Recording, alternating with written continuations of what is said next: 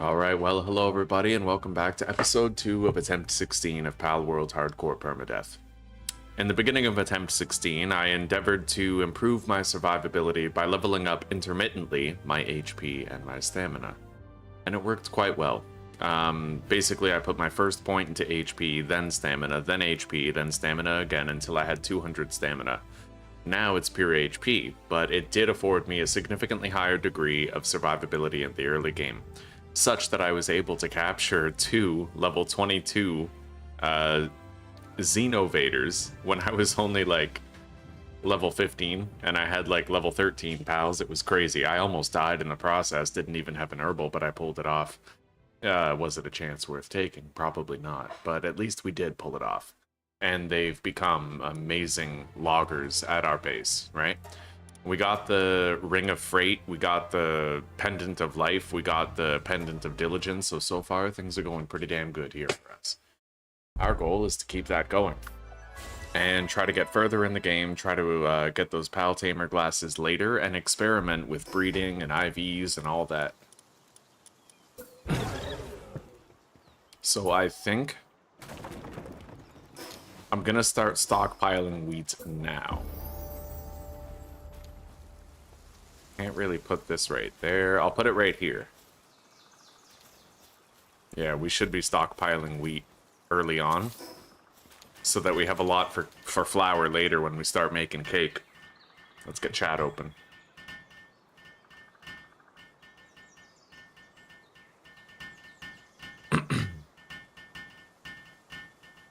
Let's fucking go. Good morning, everybody. Good morning, Kay. Good morning, Kakashi.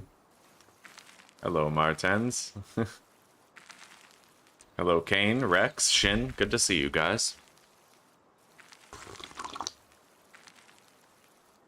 Alright, so they're gonna get started on making wheat. We have plenty of planting and gathering power since we have the Cinnamoth to boost. I actually noticed off camera yesterday when I was wrapping up that this Cremus is really good for ranching.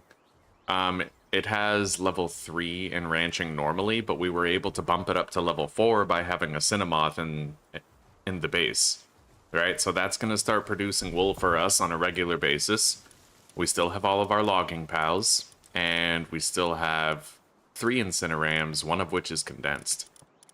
And it just occurred to me, I could condense one of these like Deer. So I think I'll do that.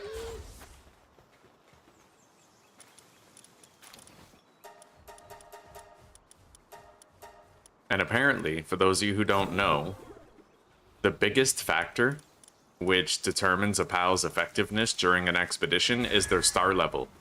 So the more you condense them, the more expedition firepower that they get. And it makes such a big difference that a level 50 Lamball, who is condensed by 1 star, has more firepower than a level 70 Ormantide Ignis who is not condensed. It's crazy, the difference that it makes. There is a Pokemon who can revive you once you get knocked down. This one, Herbal.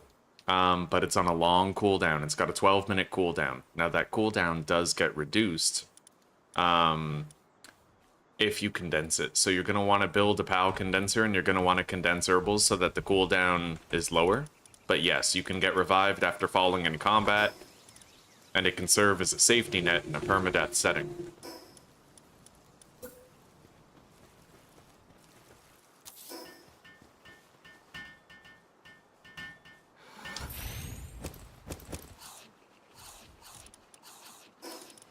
So at this point, I think we're just gonna do a whole bunch of dungeons, but I will want to get more metal before we do. So let's grab our mining party, and let's check our mining sites.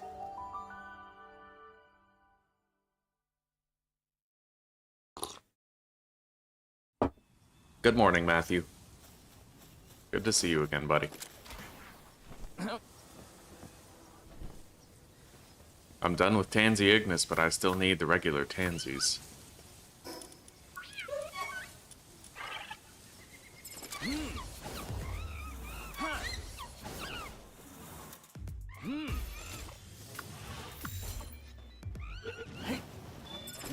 It's actually crazy that Tansy Ignis has he literally has Spirit Fire, like, right from a low level.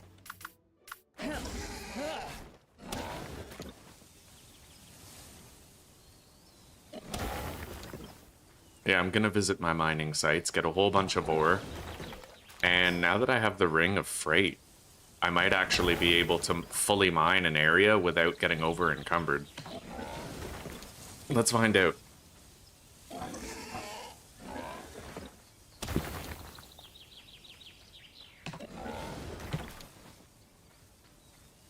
Just be careful. It's easy to get overconfident when you have an herbal, but when he's reviving you, you might get attacked while he's like after he revives you. You have like an animation where you get up, and you might get killed again while you're getting up. It's scary shit. So just try to remember that an herbal won't make you immortal, but he might give you a second chance.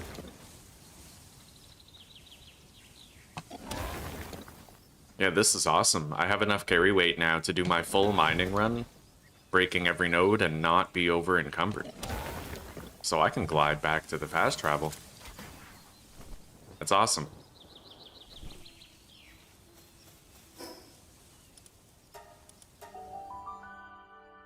That headbutt does rock, yeah. And yeah, we're headbutting rocks. Alright, now let's go to the other base, where I have another mining site. And then I think we'll also do the other mining site in the yellow biome and just really load up on metal. And then while I'm doing the dungeon runs, we'll be producing a whole bunch of ingots. And once I get to level 30 something, I think it might be like 35 or 34, we're gonna make the cement furnace, and we're gonna start producing refined ingots in the same way. Thankfully, I've already gotten to the desert, so we have readily available access to an abundance of coal. And I got the heat-resistant metal armor schematic, which I'm gonna craft pretty much right now. I'm gonna start crafting it ASAP, so that we can have the extended protection. And due to my daring adventure to get the Ring of Freight, we'll have a lot of carry weight for any Paldium that we find during our dungeon runs, and it might possibly be enough to avoid encumbrance entirely.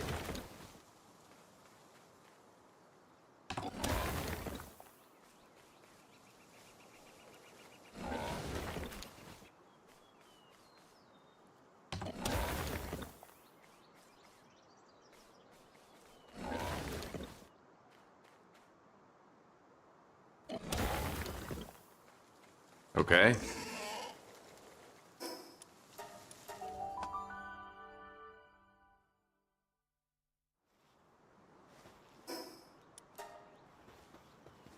Now for the third. I glide southeast from here, but I don't have my Celeray, so let's mine the fall damage.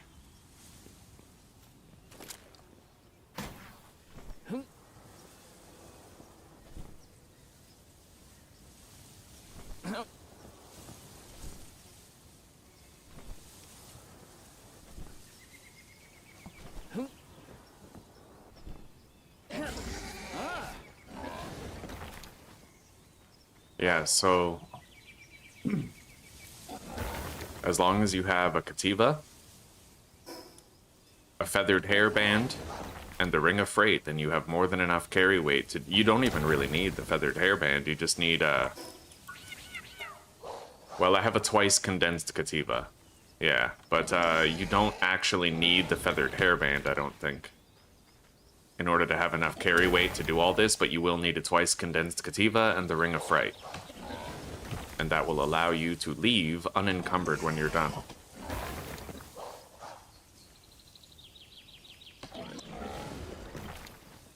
I have 1,000 ore now. 1,060, I believe, to be more exact. So we'll be able to make like 530 ingots. And I gotta admit, guys, I'm very excited to keep on trying to play Core Keeper later. I don't know if I'm playing it today, but I can tell you that it's good enough, challenging enough, and fun enough where I'm looking forward to hopping into it again later. It's an extremely difficult game, but very fun. And it's going to require peak attention and focus for me to get far in it, which I like in my games, so... I don't suppose that black market vendor is here. Does not appear though he is. Let's get to a fast travel point. I think I'll get to a new one. We'll go southwest that way. May as well, right? And then we'll start doing dungeons once we've begun the next work order. For ingots.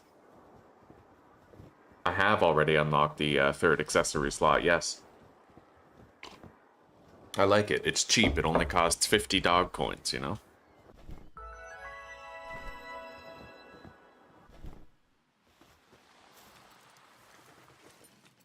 Maybe I'll go get that scout tower over there. And I see another fast travel point there. At a glance, it looks like it's at the southeast corner of the island, so we'll go there after.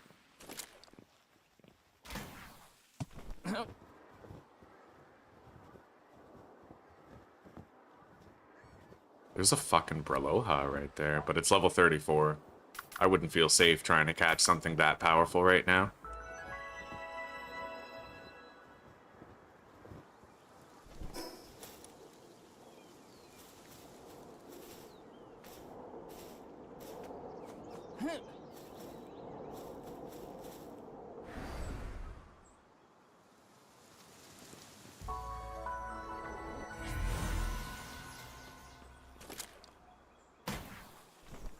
I'll go grab this first, and then we'll go to the southeast corner of the island, unlocking the fast travel point down there. I just need to mine the fall damage. We are without Celery. By the way, guys, one of the most important tips I've learned is that your first fishing attempt that you ever do is super easy. So you might want to get like an aquatic mount and go down to like this island right here and try to look for a purple glowing fishing spot for your first ever fishing attempt, because you're gonna guaranteed catch it. And you can use that to get, God, you could go to Sakurajima and get a Yormantide Ignis, or no, sorry, like a, I don't know. You could certainly get like a powerful Celery Lux, or you could go to Faybreak and you could get an early game Gangler Ignis, right? Okay, let's get out of here now.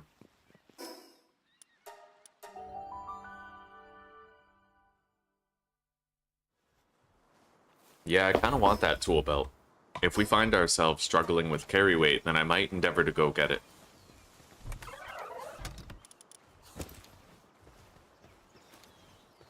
Okay, and 488 ingots. Not bad. That will actually bring me over 1,000 ingots in total, so. Now, if I want to make that, I need 12 cloth. Thankfully, we've begun ranching, so we have it.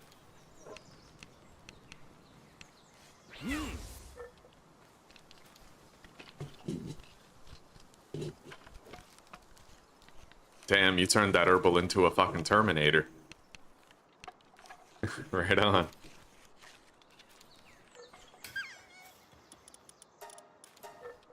Alright, here's our heat-resistant metal armor.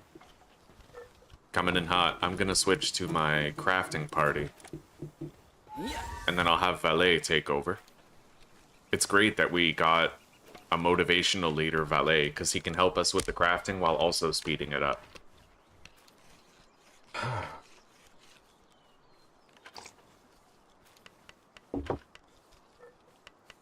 The tool belt is relatively safe to go for. I don't often encounter dangerous creatures on the way. I think at most there's passive Pola pups that you encounter en route.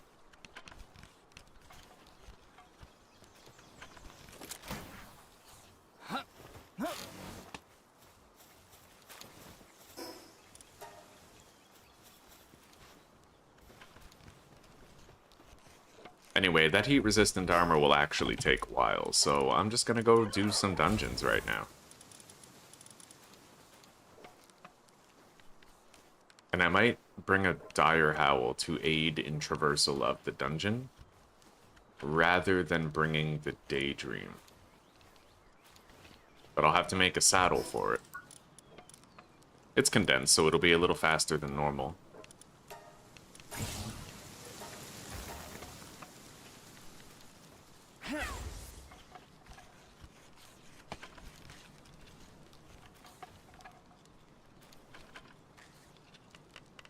Hello, gamer fam. I'm doing okay. Yeah, I'm doing pretty good. How are you doing?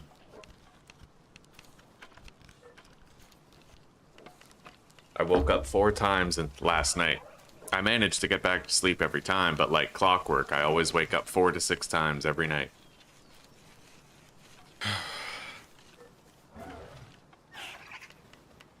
Alright, there we go. We're ready.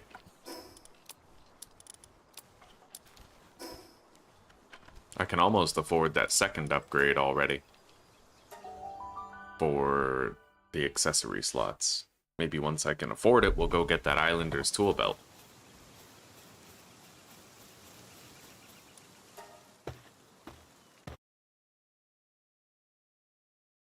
Not feeling the best, eh? Well, I hope that after you've gotten some sleep, that you might feel better tomorrow.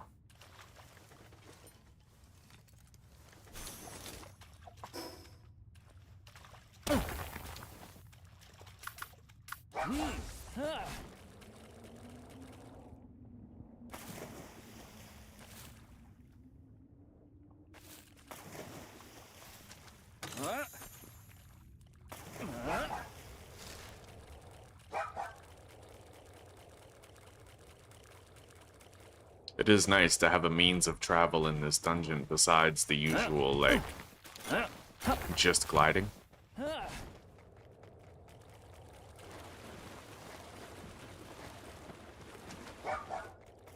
Oh, shit.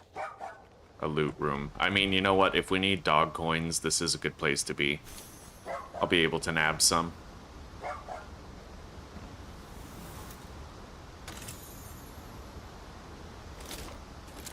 And I have 2 grappling guns now, which will help with the traversal of the verticality.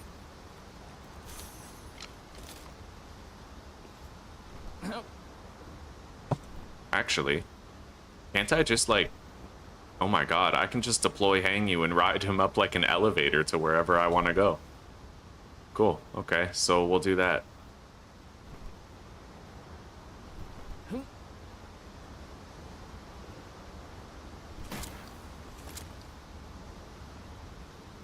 Nothing in here.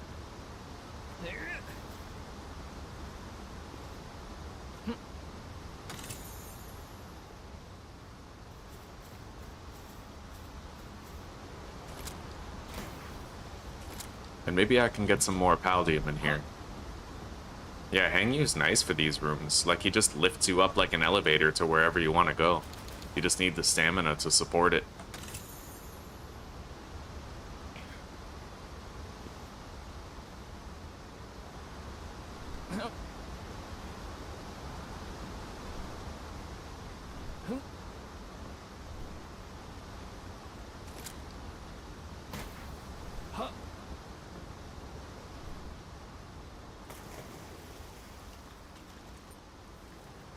Good morning, Claire.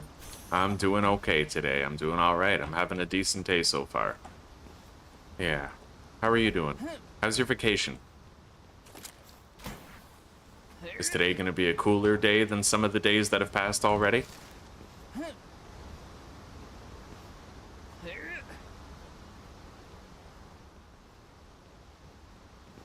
got more Paldium up here. Let's grab it.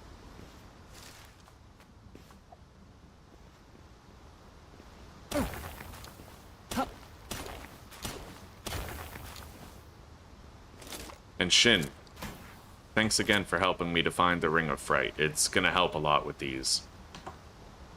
And if I end up over encumbered because I got too much Paldium, then I know that the Islander's belt you showed me is gonna help too.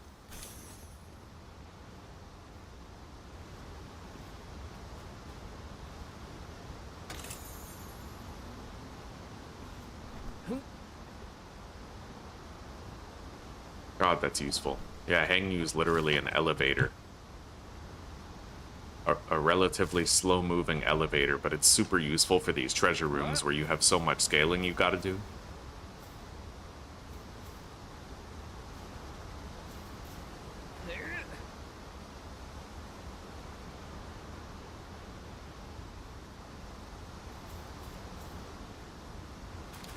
3 more dog coins. We've already gotten like 10. I'll have that next accessory upgrade in no time. We got a dog coin pile over here. Let's grab it.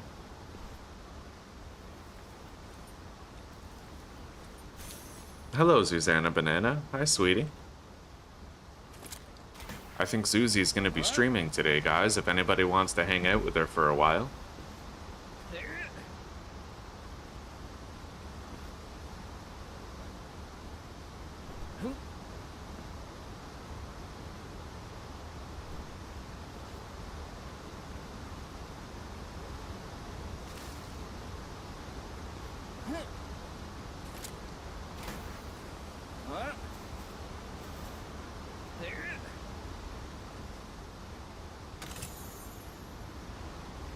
There's a strange sparkle over here, but as far as I know, I can never find an interaction point to collect whatever it might be.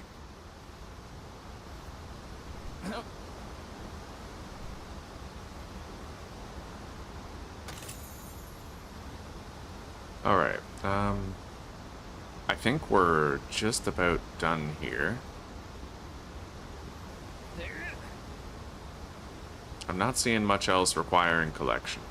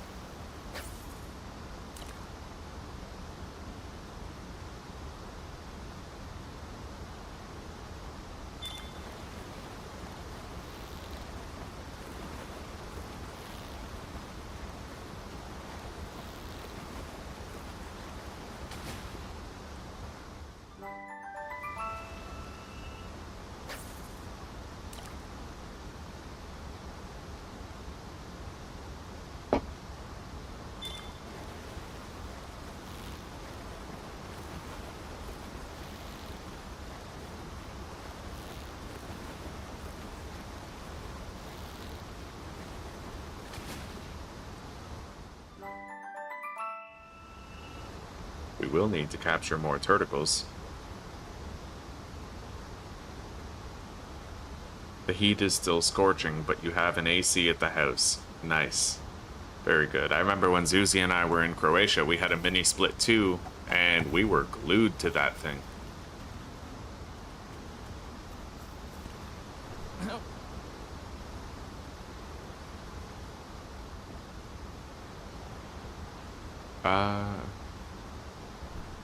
Yeah, I think we're done here. I'm just gonna check this one more place, make sure I got it. Oh yeah, I got the purple chest in there. We're good. Alright, this loot room is fully looted. As good loot rooms are, or should be.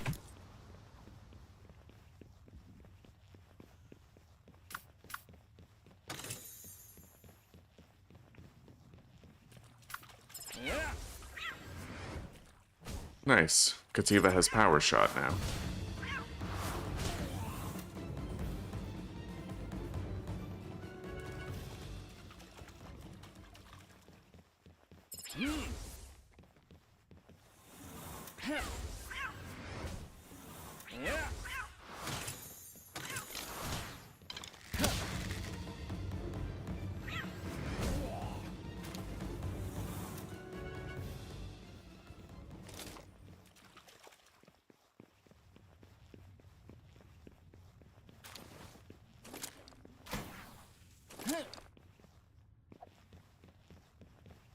In later level dungeons, you can actually find lotuses up there on that ridge.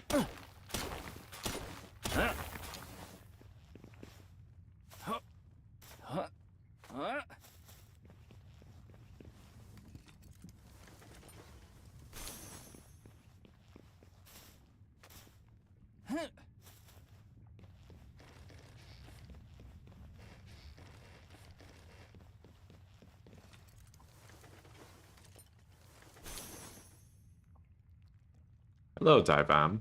Hello, how are you doing?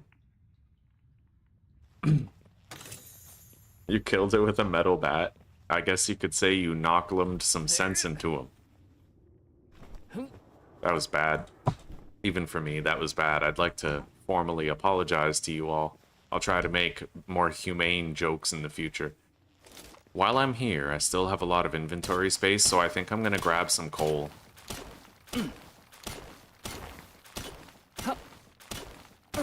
And I'll get rid of this metal, so I can carry more.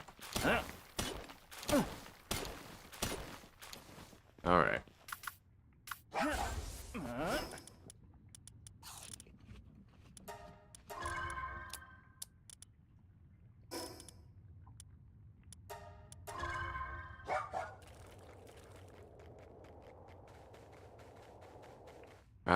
I want a better boss than a Chickapee. So we'll double back. This Dire Howl can really zip, eh? His stamina's not the best, but he's fast. This should be far enough away to respawn the boss and get a new one.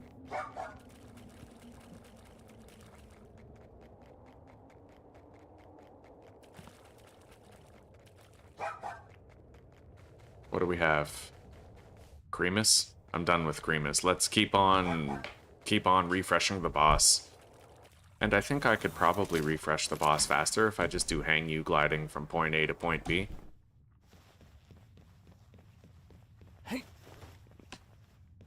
Yeah, clear the threshold. Glide back over.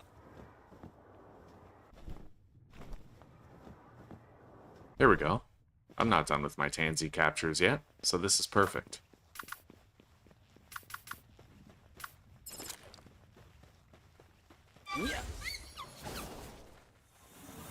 If I sneak up on him, I should be able to get like 3 hits at once, maybe? Maybe not. Nice, that was perfect.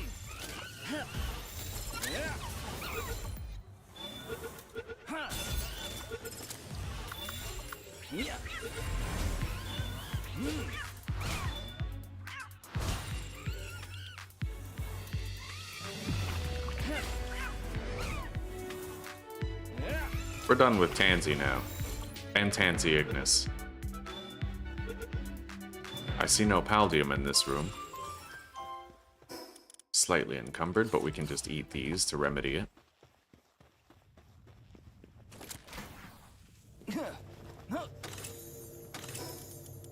Alright, work speed. Ancient Tech Manual. Total yield, 213 Paldium. Not the best, but we had a lot of wiggle room. We were able to take home some coal instead. So let's go deposit and then maybe sleep and do another dungeon. But I'll check my Palpedia to see if there's any nocturnal creatures that we still need.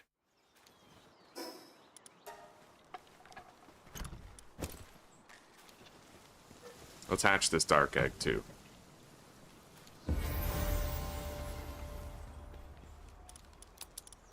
I think they've been eating the wheat that we've been growing. But I fixed it now. It should get placed past the berries in the list. We only just started growing it half an hour ago, so it's not too bad. Okay, we're getting a tree harvesting glitch, surprisingly. For the first time ever, I don't know why. So let's log out and log back in. That sucks. Hopefully, you know, maybe I'll, here.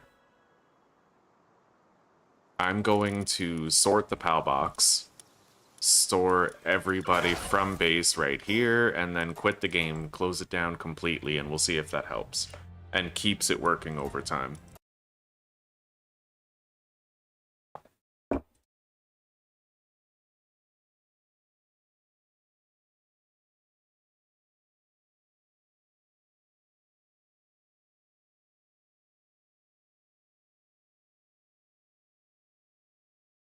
Oh, lobster's gross. God, never trust eating anything that you have to boil alive.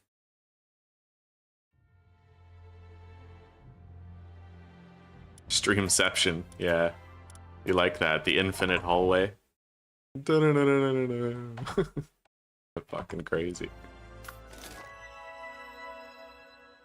Alright, so now we're gonna hope that the wood cutting remains operational, but I did choose a base location that has a lot of wood in it. Like a lot of wood, so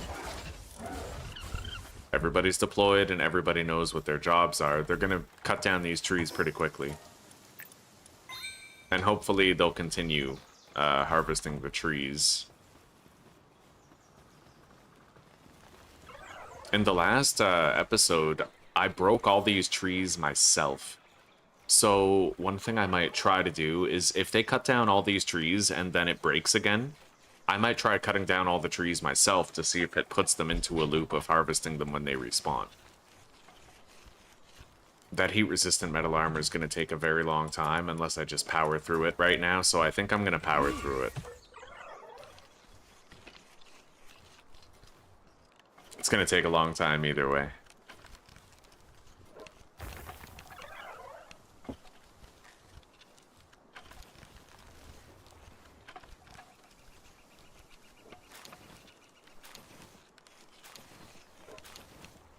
Maybe you'd enjoy like a pan-fried salmon Kakashi with like crispy skin. I used to hate fish, but when I tried pan-fried salmon fried in butter, it was love at first taste, you know what I mean?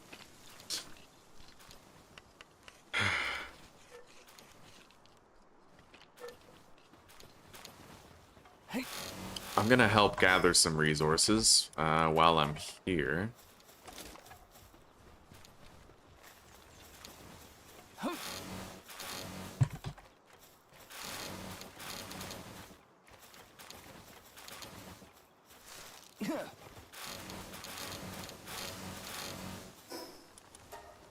I gotta tell you, when they do just keep on working and they don't stop, the result is extraordinary. I mean, think about the fact I haven't even used the crusher, and yet we're sitting on 846 fiber.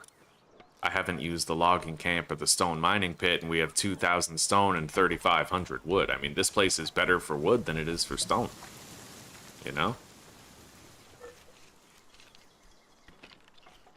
Hello, Etienne.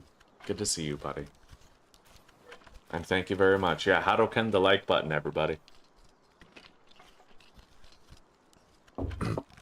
No salmon in India, eh?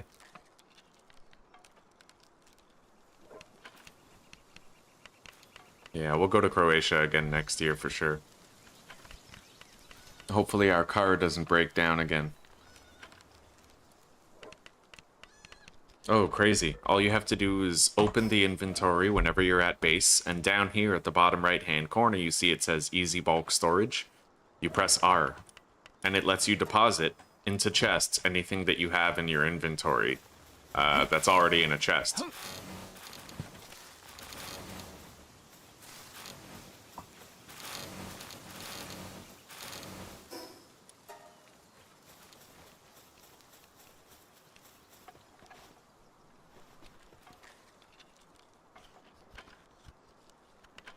The heat-resistant metal armor takes a long time to craft, but it'll be worth it when it's done. I'll take a break from crafting it now. And I'll retrieve our Dire Howl, swap it out with the Daydream again, and we'll go to another dungeon. I'll do this one to the southwest of my base location. Oh, believe me, crazy. You're not crazy. I missed it too. It's, everybody is like, they have to be told about it, because it's tucked away down there in the bottom corner. It's really hard to see, right? Can't fault you for it. This is inert. So let's go over here.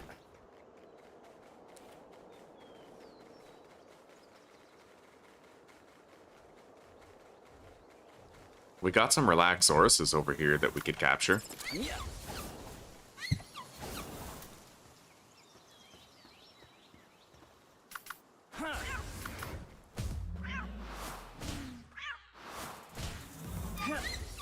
My first Relaxoruses.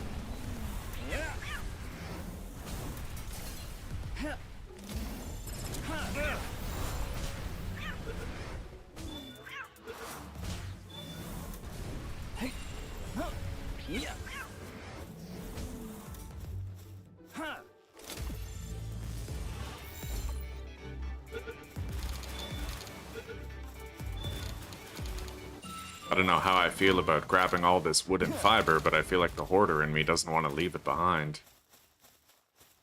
Maybe I could delete the wood and keep the fiber, or something. That's 80 wood and 19 fiber. That is no small sum. So let's just go get this fast travel location then.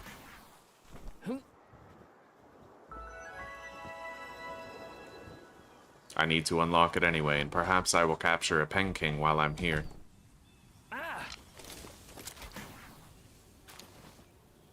Wow, that's the longest grapple I've ever seen. And then we'll just go back to doing dungeon runs.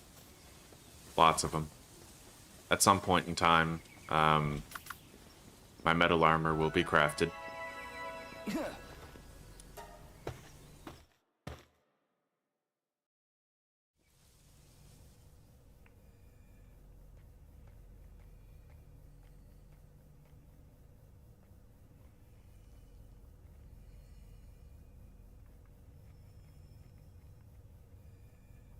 Taking off, Susie? Alright. I love you, sweetie. Yeah, I'll see you in a little bit.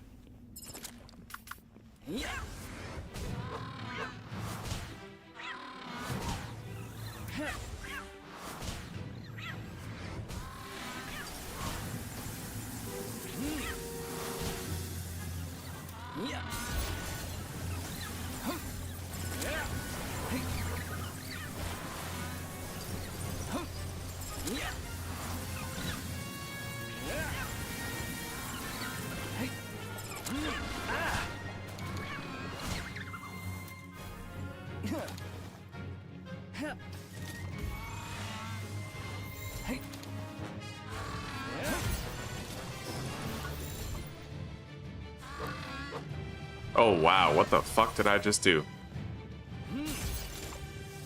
There we go.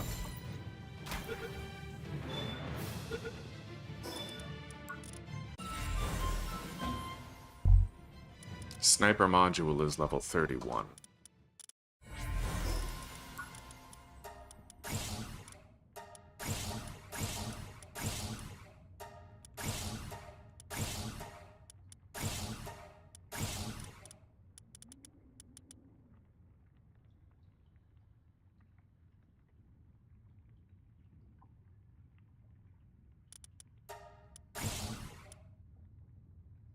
Alright.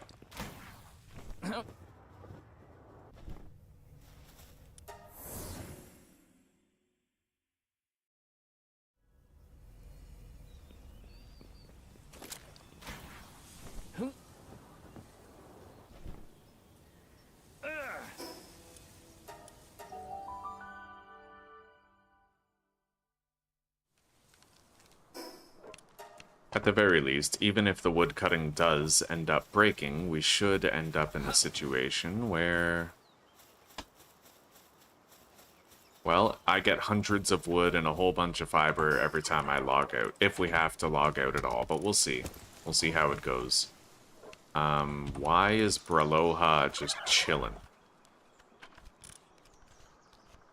His sanity is really high. Oh, he has Night Owl. Okay, that's actually a really shitty Braloha roll then. Yeah, it is what it is. He's gonna be less productive. Alright.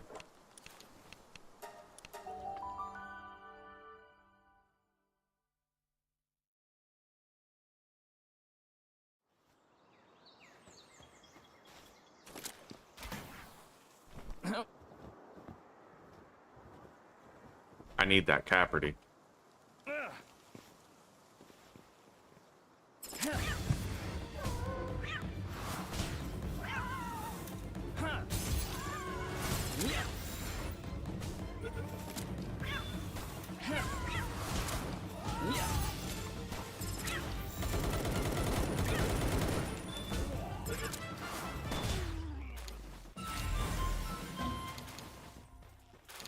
I'm done capturing Caperties. I'll condense them when I get home. For now, let's head to our next dungeon site.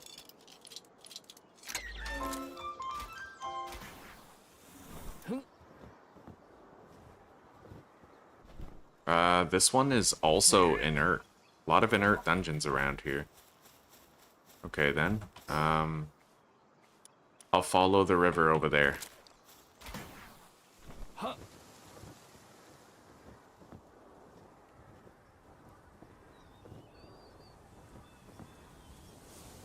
And we'll have more dungeon options to do. I'm gonna check over here and see if I could get any turtles from the fishing spot.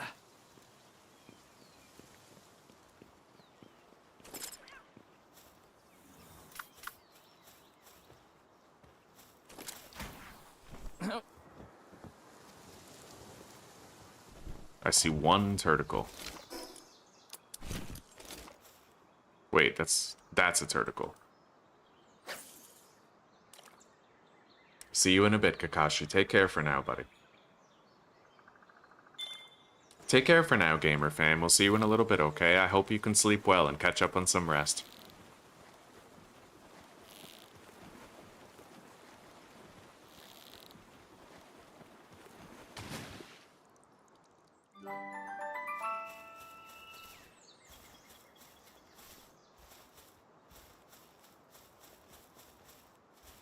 God damn. It looks like literally every dungeon in the game is inert right now. That's wild, dude. Alright, you know what? I know another place I can go check. Yeah, every dungeon we try to do, it's just inactive. So I'm gonna fast travel to the higher level region and we'll see how we do. It's crazy. Literally all I want to do right now is some dungeons. Over here. There's 3 dungeons in the area. Hopefully not all of them are inactive for some reason.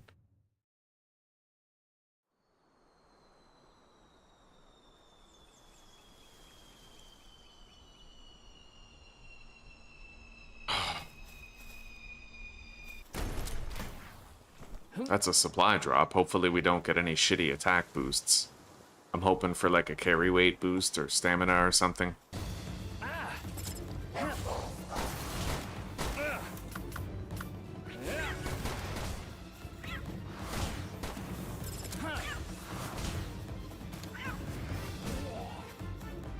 Nice. 6 gigaspheres, some oil, and stamina boosts. Permanently more stamina for travel.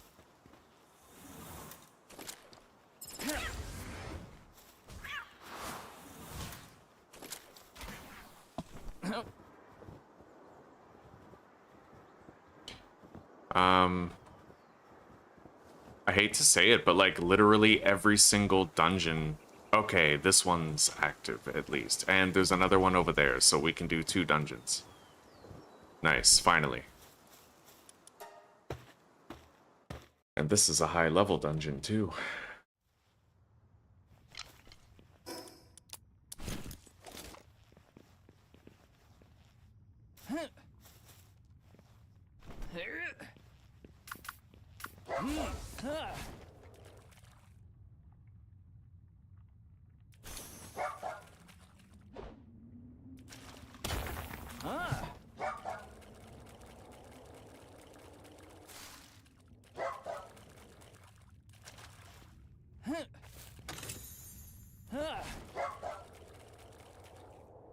And being in a high level dungeon means we might get higher level spheres in here.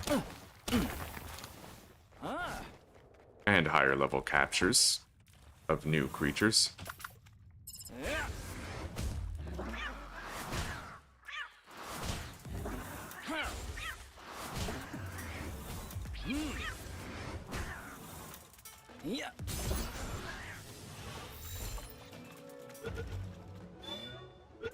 Good. We got a Grintail for later, so we already have a Brown Cherry and a Grintail. Fortunately or unfortunately, depending on your perspective, we got another one of these treasure rooms, but I could use the dog coins. We're still trying to get up to 300. Alright, I guess let's begin. I'm gonna just use Hang You as an elevator to get to the different verticalities of the place. Because you can't really rely exclusively on grappling and climbing here. You kind of fall off a lot of the climbing when you're on the wood. Which is funny, you'd think it'd be easier to climb a fucking wooden wall than it would be to climb a rocky cliffside, but, you know.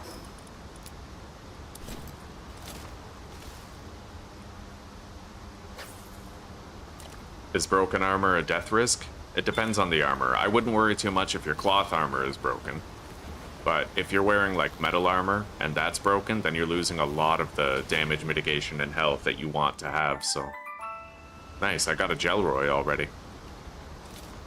Cool.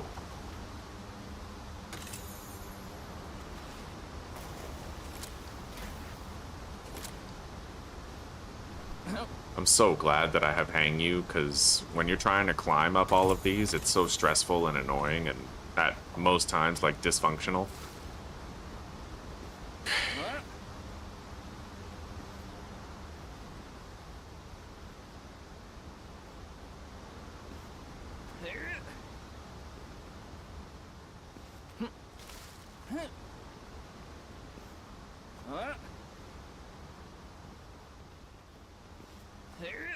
And I gotta be honest, guys, I'm, like, itching to play more Core Keeper. We'll see how today goes. I might play Palworld for a whole bunch, and then, like, switch over to Core Keeper partway through the day, just so I can scratch the itch. It's extremely difficult. It's harder than Palworld. Staying alive in Core Keeper is harder than staying alive in Palworld. It's gonna require a lot of micromanagement and refined, like, attention for me to stay alive in Core Keeper. It's excruciatingly difficult, but that's kind of what we like about it here on this channel, you know?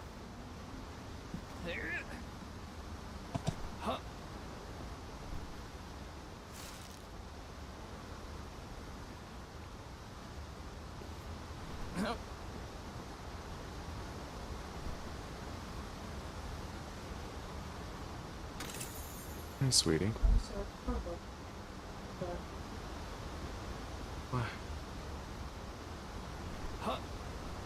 With your mic? Well, because all of a sudden,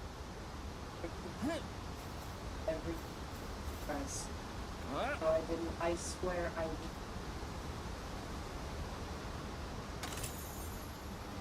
At all. But it literally picked every bit, different parts of us. Well, one thing that I would check is check to make sure that you still have the noise gate filter on, because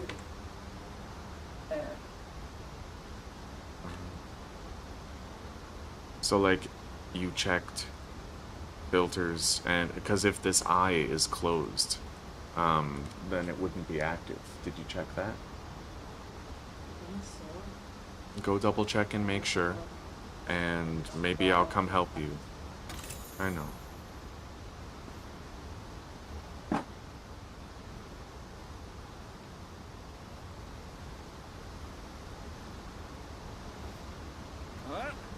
Alright, I might actually already be done with this side of the room. I might have to take a 2-minute break, guys, just to go help her with her mic.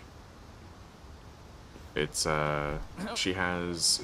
I bought the wrong type of mic. She bought the right kind, and then she allowed me to use her right kind, and now she's using the wrong kind.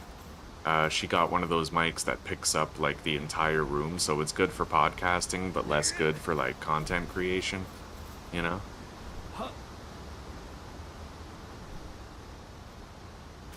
So I owe it to her to at least try and make sure that she can get the most out of that mic, because she saved me from having to use it, and that definitely, like, benefited my stream quality, and we have a lot to be grateful to her for.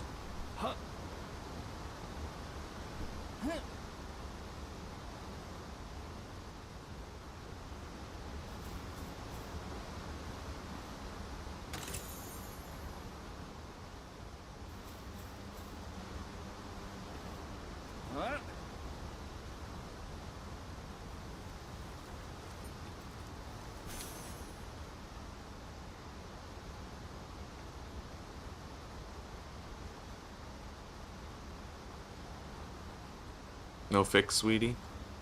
Alright. I'll be right over. I told everybody that, like, I bought the wrong mic and you bought the correct one, and then you let me use yours, and, you know, so the least I can do is go take a look at it and see if we can tweak your noise gate. Oh, you know what you might have done? There's a dial on the mic, isn't there, for the gain? Mine does, this one does, but I might.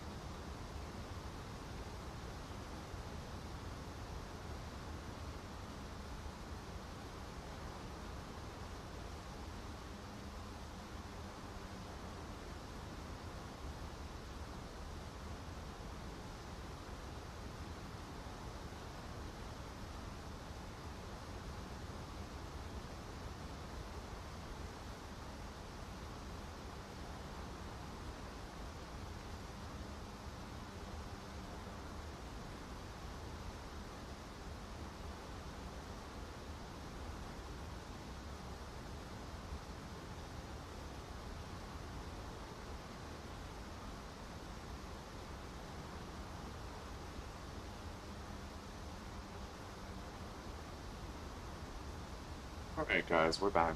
I decreased the open threshold on her mic, so before her clicking on the mouse and the keyboard was activating her noise gate and opening it, but it no longer is.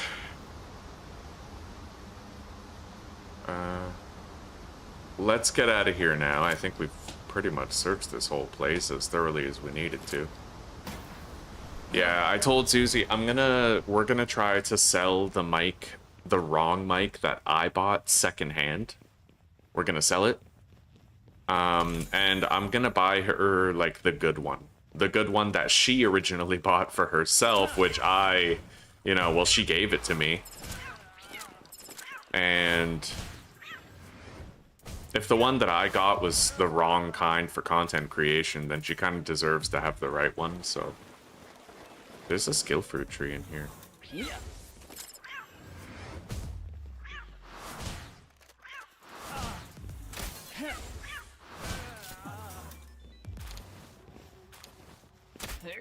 Try lightning. I was hoping for lightning streak, but it is what it is.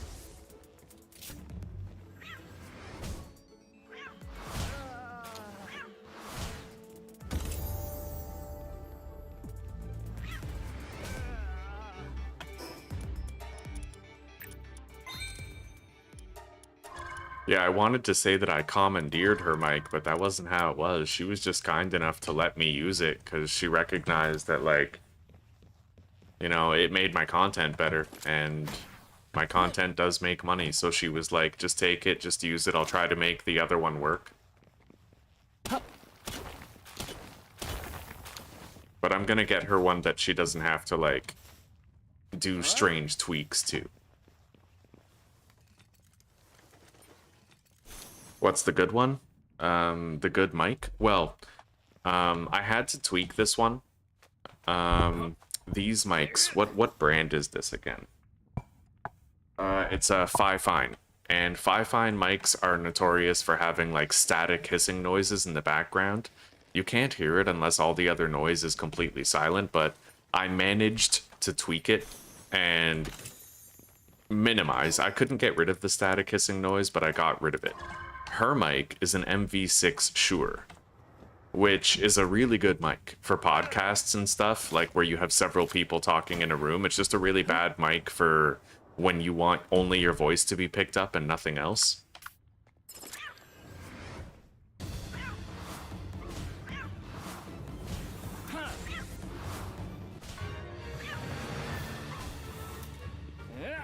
This could be a pretty dangerous fight. I need to retreat.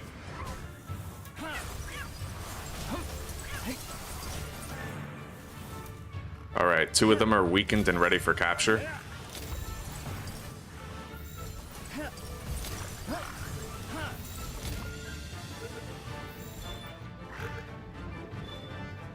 We caught one.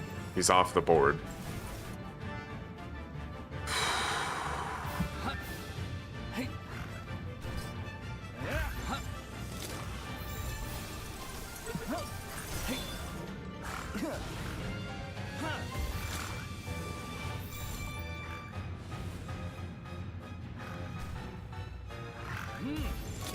If you don't hear the hissing noise, it's because I had to troubleshoot it for like hours to try and get rid of it. Shit. Let's go back.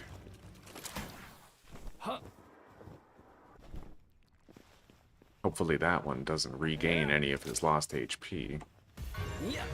No way did I just put him in a ball with a 4% chance. Oh, that's wild. I just caught the boss at full health. That's insane.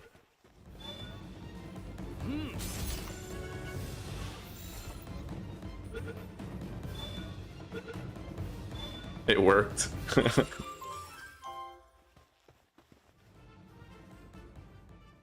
Well, Zuzi does want to do it for money. She does want to stream for money. It's just so hard to get started in YouTube, you know? I had to build up my channel. I started out making edited videos, and then I transitioned to streaming, which I would say is probably the best way to do it, because edited videos hold people's attention better in the beginning, right? You have to sell them on your personality.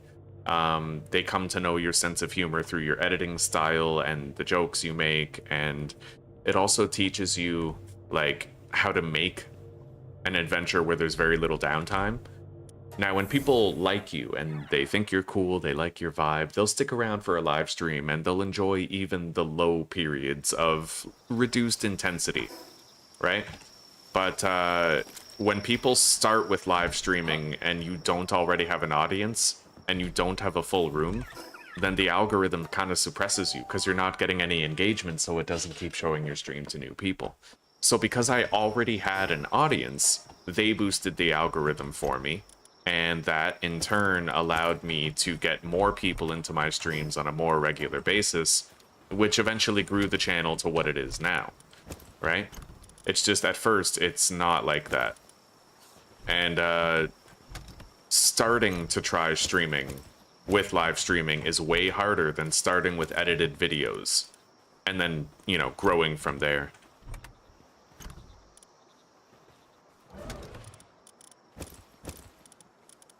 And unfortunately, that's what Zuzi's trying to do. So I'm trying to make it so her setup is like, I'm gonna make it so her setup is as quality as possible. And I ask her to try and piggyback off my audience, post on the Discord whenever she goes live, so that she might, you guys might look at it as poaching, but I just look at it like I have a resource that she needs, so I'm happy to give it and share it. You know what I mean? All of the ingots are done. We have 1,000. So I think it's time to do another mining run. And I think they're still harvesting all the trees. So maybe we did end up fixing it. When we took everybody out of base, logged out, logged in, and then put everybody back in base. We have our metal armor now. We're building up a good collection of wool. Not in that chest, but they're putting it in this one. Yeah, so... and the wheat. We're now getting a good amount of wheat as well. So we'll keep on building that up over time. Let's go mining. Get that done. And then we'll go do that other dungeon after we've done a mining run. Exactly. A good video will collect views passively and a good stream won't.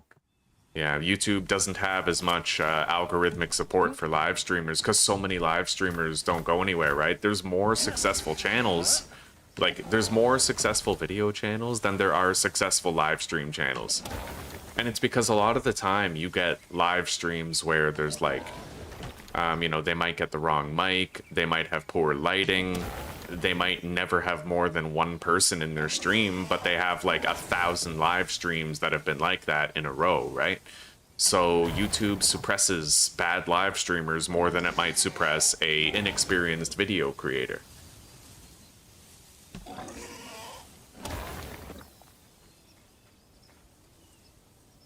It's very hard to get discovered when you're live streaming. So honestly, guys, if you would, I don't know.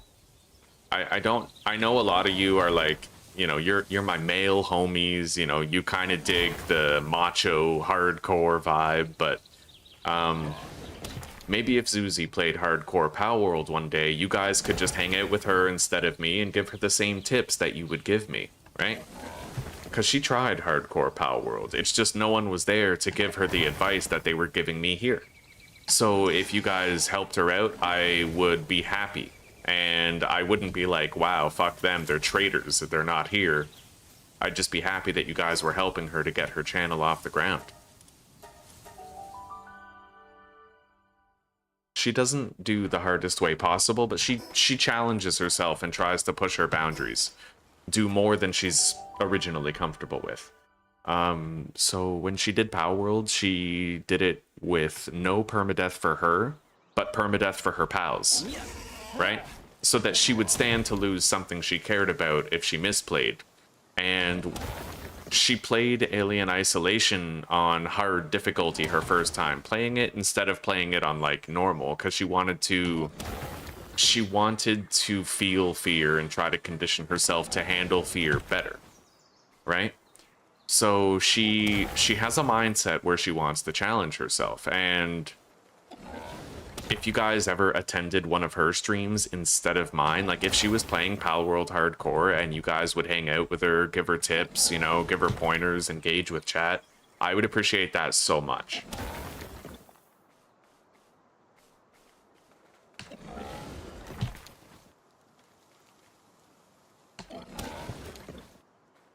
Because what a lot of people don't realize is that starting, like when you start live streaming and you don't have an audience, it's like having a body without blood vessels.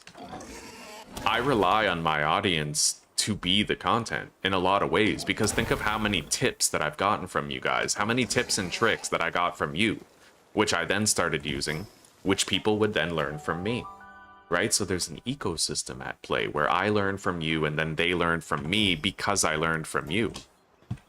It's yeah, the lifeblood of a live streamer is the audience. You know, they improve the streamer's gameplay, which then makes more viewers happier to see it because they're learning the things that the streamer learned too. Her channel name, it's The Handmaid's Flail.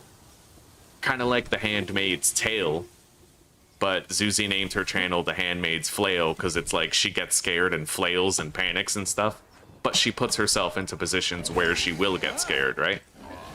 Like she challenges herself. We know what you know because they know, exactly.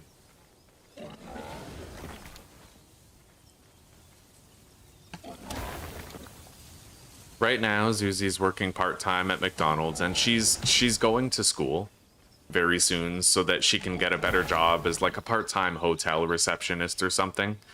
But she does have a dream to engage in content creation the same way that I do.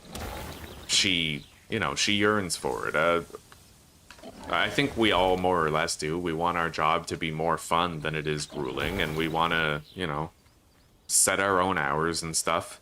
I would love that for her, but I know how hard it is to get started as a streamer. It was very, very hard. Even now, I'll be transparent with you guys about my income.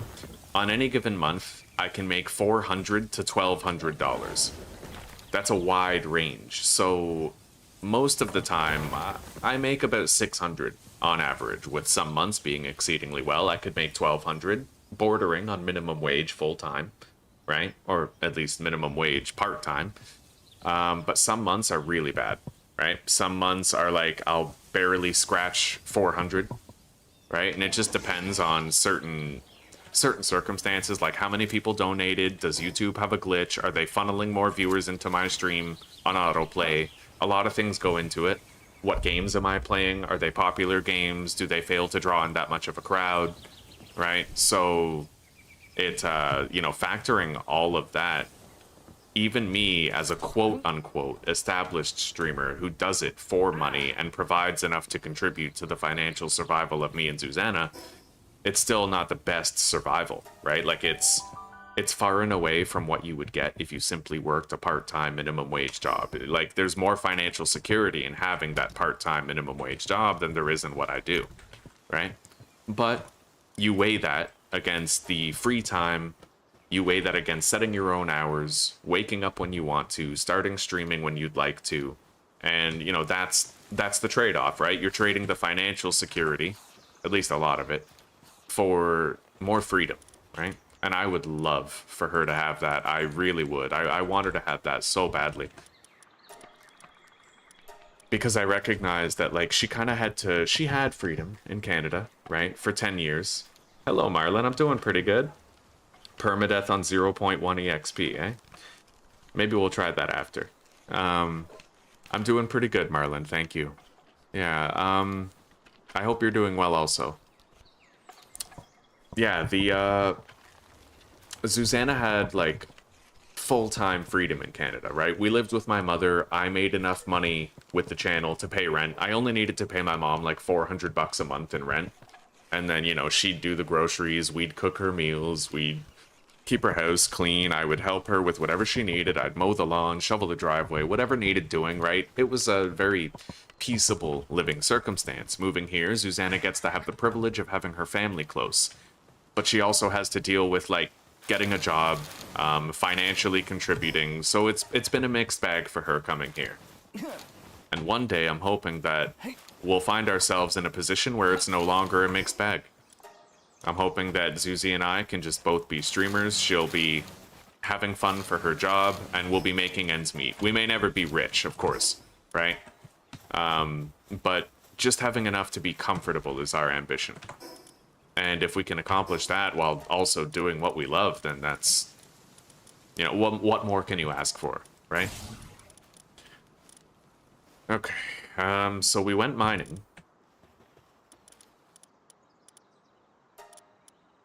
I'll make the large feed bag real quick. They're still harvesting the trees. It's going very smoothly. Yeah, 4,000 wood, 1,000 fiber, 2,000 stone. We're getting a lot less stone than I'd like, but... Maybe I'll remove the PAL condenser. I haven't seen the boulder over here for a while, and it might be stopping the spawn of it. Maybe.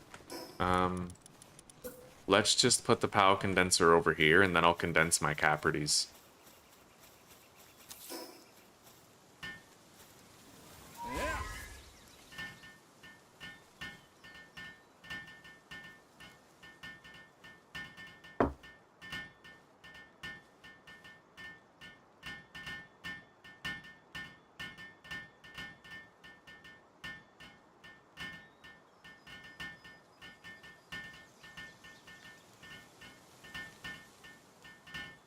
The best advice I would give to anybody who wants to make a channel and possibly start live streaming is you gotta start with edited videos. It's kind of the only way that you're gonna get where you want to go, right? Look back to PewDiePie. He was editing videos while also working at a hot dog stand, right? He would work at the hot dog stand during the day and he would go home, play games, and edit videos at night. And like that was his life for a long time, right? Now, granted, admittedly, back then the YouTube ecosystem was much less saturated, so it was easier for people like Jacksepticeye, Markiplier, and PewDiePie to find success with less effort, less creative thumbnails, less quality editing. Eventually, it became a more saturated market, and the demands got higher, right? But I think that, like, using DaVinci Resolve for editing, using OBS for recording, learning how the software works, learning how to make content. I think that everybody's journey needs to start there instead of starting with live streaming. Queso success stories are astronomically rare, right? And a lot of you are going to have to do that uphill climb, do it the hard way. It is what it is. But it's worth it. It's worth it. You learn a lot of skills that are really useful. Okay, Capridy. And in my opinion, I think that's probably the best way to find success. Because by the time you start streaming, you'll already have an audience to lean on. And that's very important. I need to catch a Hangyu, I think. I don't believe I've condensed my Hangyu yet.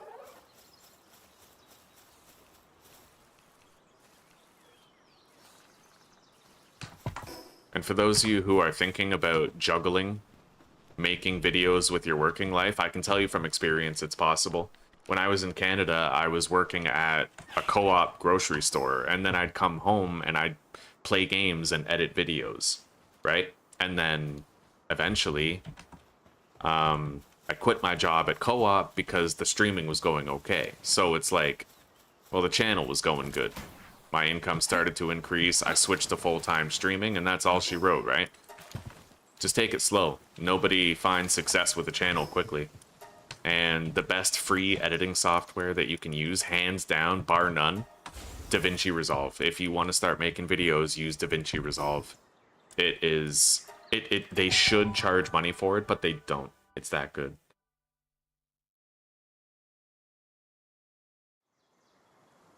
Yeah, well, the problem with reducing the experience, I find, is that it balances the game for you, but then it takes way too long to level up your pals.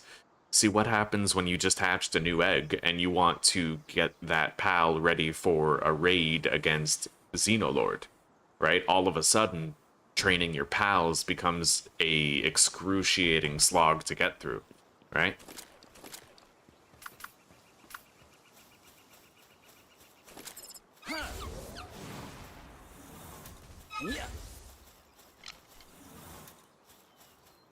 That's what I find in the end game is the thing that takes the longest is just leveling up your pals. Oh shit. I don't really have a good mercy hit. You know what? I have Daydream. Yeah, we can use Daydream.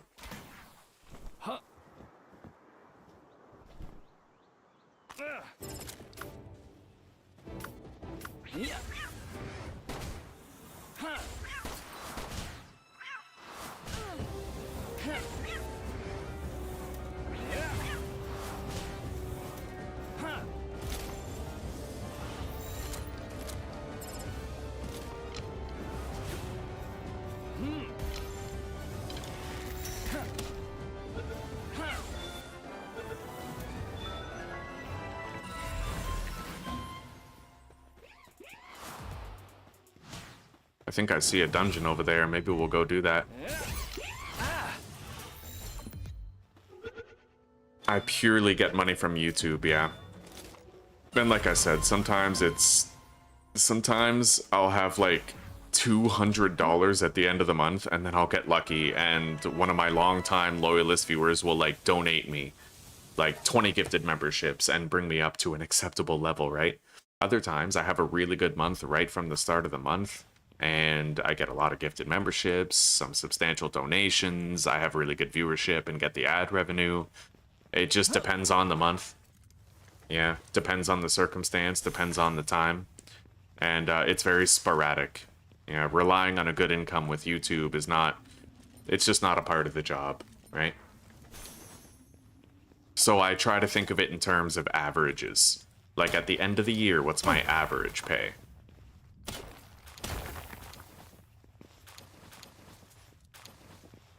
Oh my god, that's the first time I've ever seen a chest up there. Oh no, have I been missing loot up there on those ledges this whole time? I see some loose dog coins on the ground.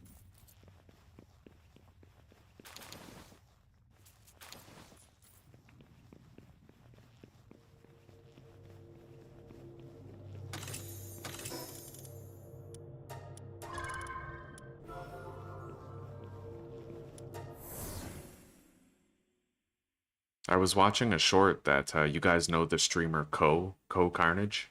I was watching a short that he made about leveling in Palworld, and I think that he made me think about this. I think that a really good way to, like, once you... Oh my god, a lucky hang you. Yes. Holy shit. Once you reach level cap, I think that the player should be able to continue getting level ups, but not with stat points.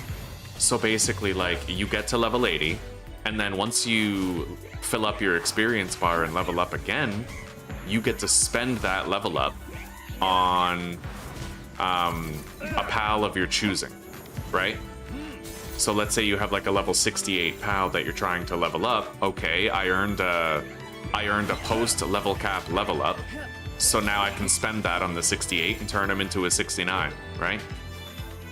And you could like strategically save them up and use them. So like, okay, I just got a level up on this pal, so it has a full level required. Now I'm gonna spend it, and now that pal's 69. I basically skipped level 68, right?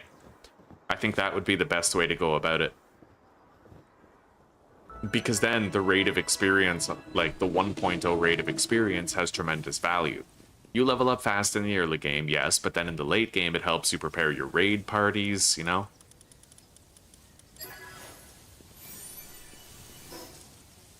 Okay, we only need 31 more dog coins, and I got a pre-condensed Lucky Hang You, which is an extraordinary turn of events. Maybe there could be a mod for that. Exactly, yeah, you get it, Matthew. YouTube changing the terms of service is actually a very big problem. Changing the community guidelines, and I remember during COVID, I wasn't streaming at the time, but the censorship on social media revolving around COVID narratives was like tyrannical and disruptive to so many people's incomes.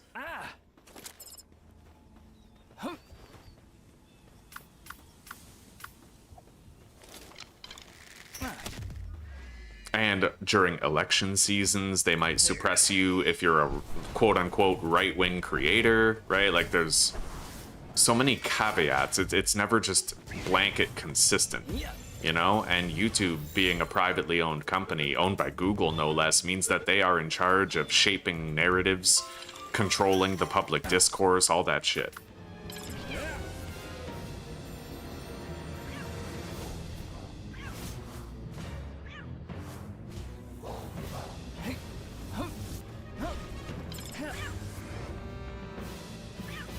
Should they? No, but as a private company, they certainly do.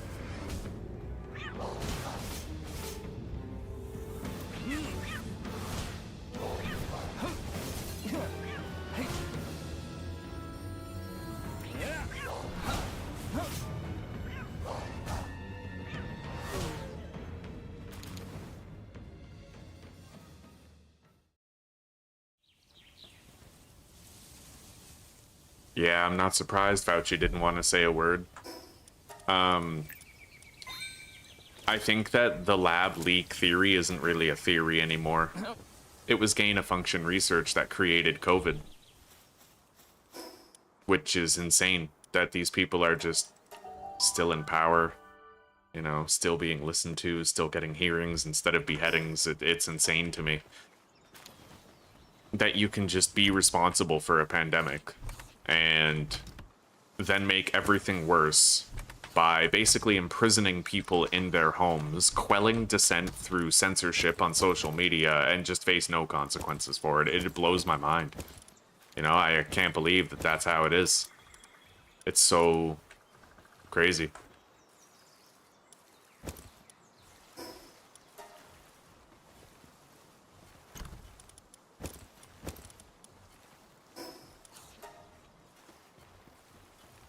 Okay. We're lagging behind a little bit on the stone collection.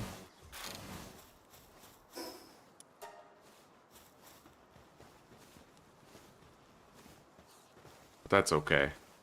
As long as we're ahead of the curve for wood and fiber, I can mine my own stone pretty quickly. Just stick a fuddler in the party and then take the rush ore out, or even just use the pal metal pickaxe. It's fast as fuck. I can build a base where there's a bunch of boulders and just harvest a bunch of stone once and we're good. Alright, I need to condense my hang use. We got that new lucky hang use, so...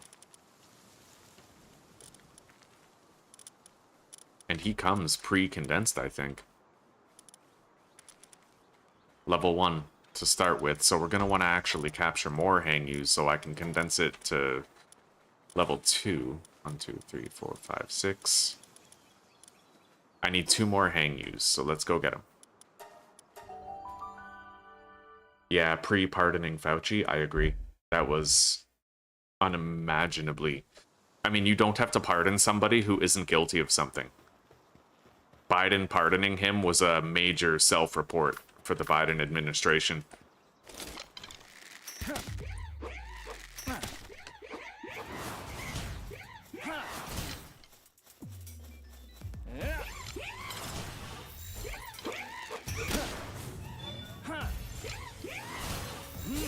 And for Fauci. It was a self-report for Fauci. You know he's guilty because he got the pardon. You don't need a pardon if you're not guilty.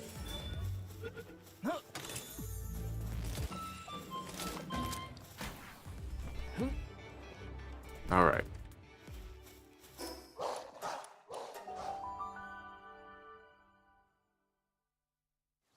But yeah, that goes into content creation too. You're always trying to navigate the ecosystem. Look at how many people call Asmongold a racist just because he tends to think that immigration should be more regulated, right? All the people who call him racist just because he doesn't want rape gangs running amok in the UK, or call him like he just, I don't know. It's crazy to me. The online ecosystem is a very strange place to be right now. I guess it always kind of has been, but I kind of miss the old days when Nyan Cat was the weird part and not technocratic tyranny.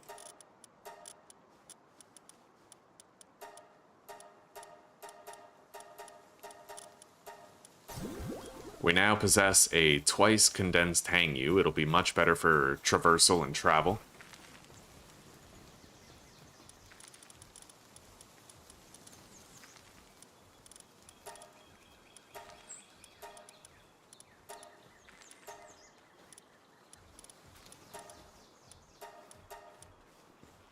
Okay.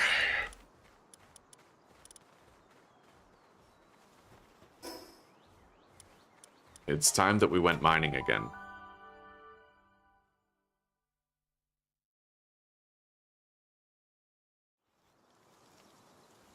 Any process to make the early hours go by faster? Yes, I do have some tips for you. I recommend that while looking at this page, you pause the stream and screenshot all of this. Okay, the most important thing is these over here. I find that to improve your survivability, getting some of these charms helps a lot with keeping you alive. Make sure that you're using herbal in your party so that if you die, you get resurrected at least once every 12 minutes, right? If you die twice in a row, that can't help you, but herbal has saved my life many times. So try to always have an herbal in your party. And get the life pendant, right? That's more health. Try to get the Vanguard charm. That's also more health. Try to get the Pal Metal Armor level 2 early. Wait, no. There is one that I don't have written down, and I'm going to write it down for you. Right over here. So that would be minus 109 and minus 96.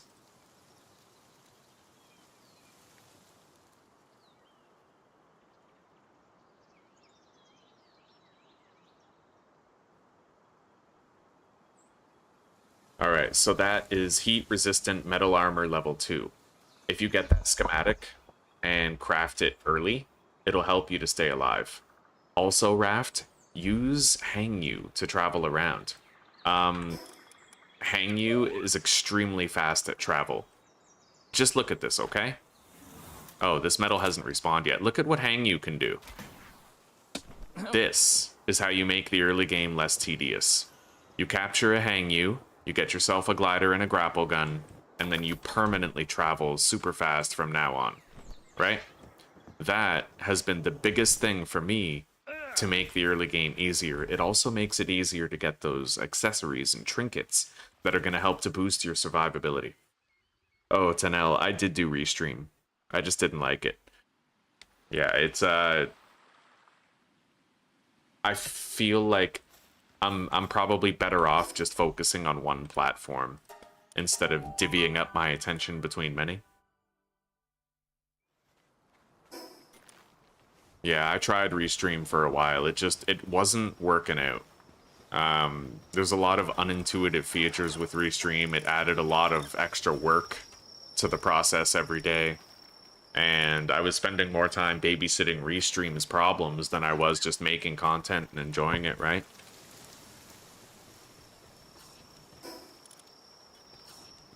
Alright. Oh, I just did a mining trip, so we're making... Yeah, okay. Let's go do another dungeon, then. I'm gonna grab my battle party. I saw another dungeon over here that we'll go do. Right here.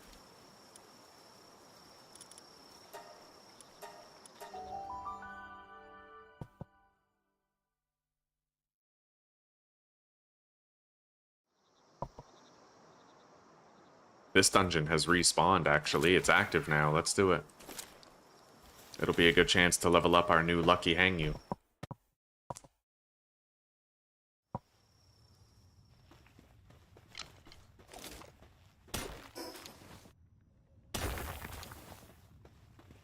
There might be something up there.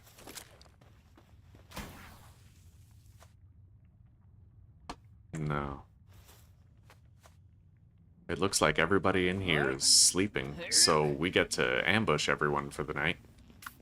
And I'm glad we do, because that is a big boy. This is gonna take a while.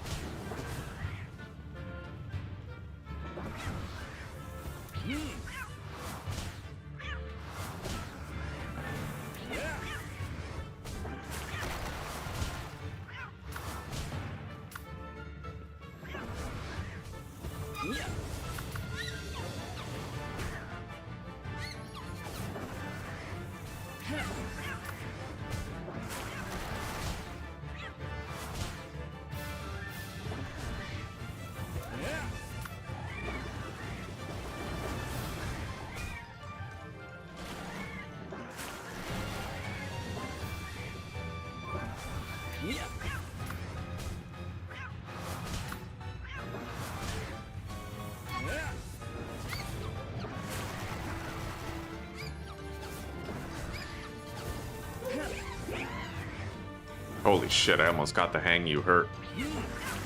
I better be careful till he's leveled up.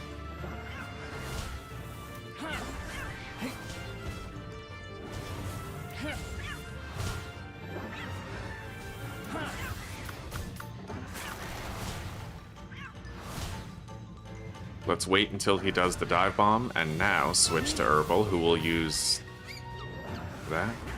I kind of wish he would use it closer. We'd get more damage out of it, but... Okay.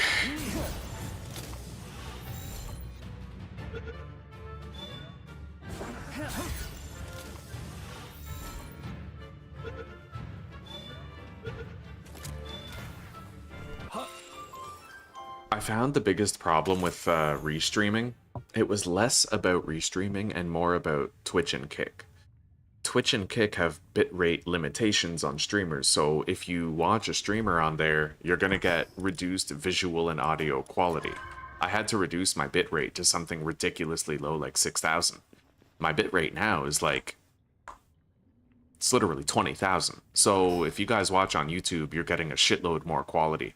But if you watch someone on Twitch or Kick, then because they're kind of like poorer platforms with less resources to spare, they have to hamstring every creator on the platform and reduce the quality of what they're able to put out.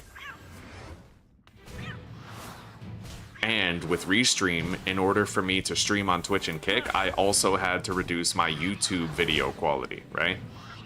So that's kind of why I prefer not to do it. I'd rather output premium content on YouTube than have to hamstring it so I can be on more platforms.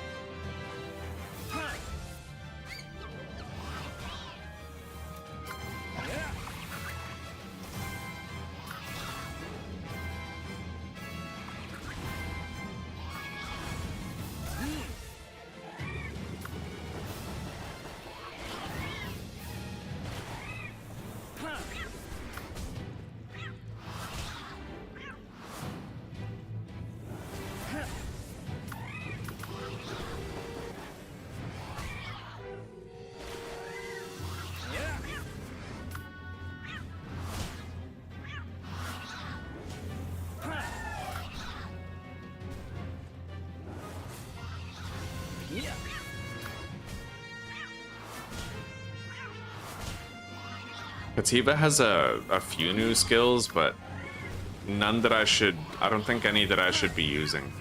I like the ones that shoot quickly. He has, I think, like Bog Blast, but Bog Blast is really slow moving, right? So...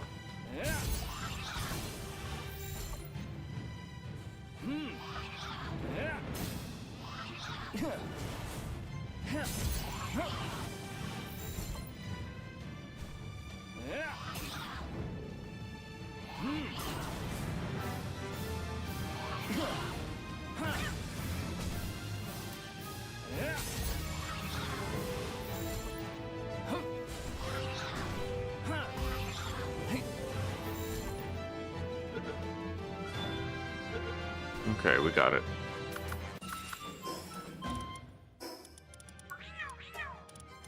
Yeah, Kativa, well, he does have Ignis Breath, but I don't want to use that because right now I don't have anybody with Mercy hit, and I'm worried that if I set something on fire, I might end up killing it, right?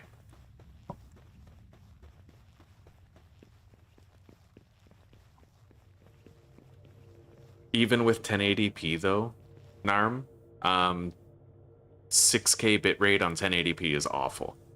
Like, it's got some blur, you know? No worries, Raft. No worries. I was very happy to help. You're welcome, buddy. All right, 240 stamina. Getting up there. I got a little bit of Paldium in this dungeon. Let's go attend to the other dungeon that we saw before and try to get that one done too. I did the one over there. I might be able to capture some of these pals here now, actually.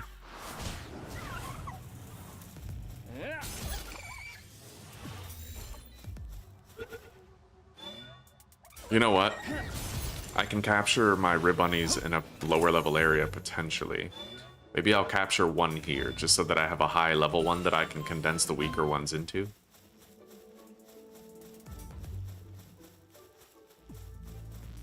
That dungeon over there is still inert, so we can't pay to visit.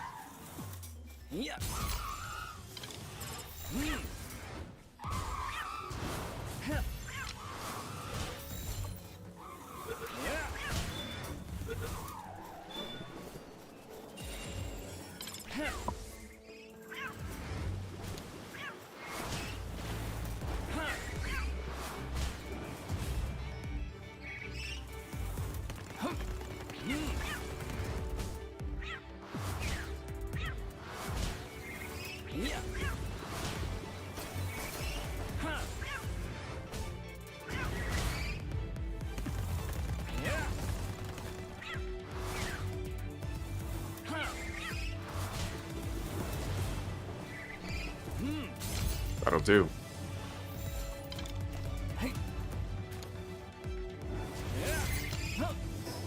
Wait, can I make it now? Yes, I can. I should try to make that sniper module to improve my capture rate.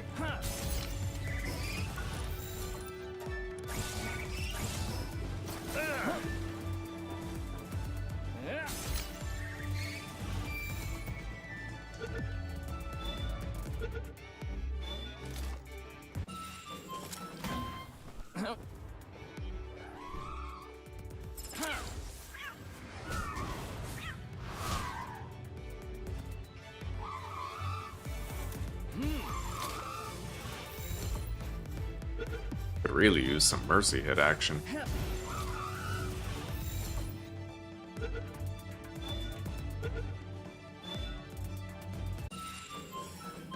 Suggesting headphones? There's different types of headphones. There's like open back ones and closed back ones, but I really like these ones that I'm wearing.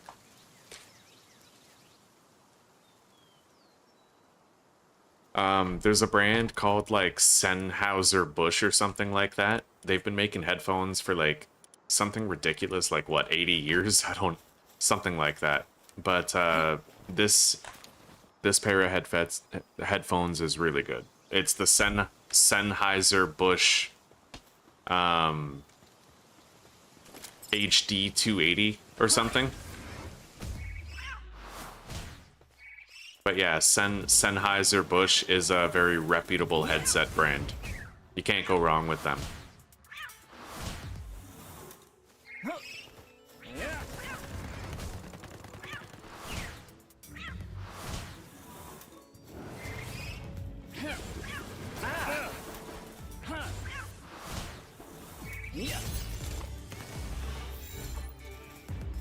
Hello, Shadow. The adventure is going well. Very well. No near-death experiences. Our progression is gradual and effective. Yeah, how are you doing?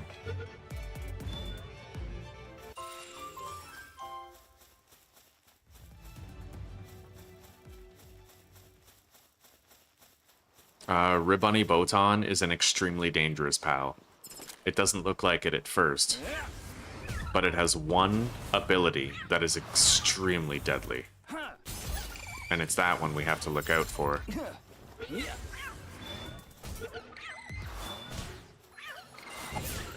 That one. Shoots out fucking 5 razor leaves. It shreds your health, dude. Let alone that, the little seed thing.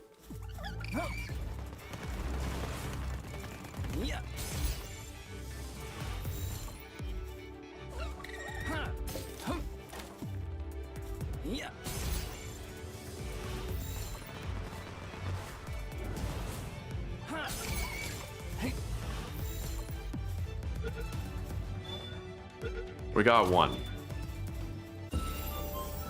But I might want to call it just the one. We'll see.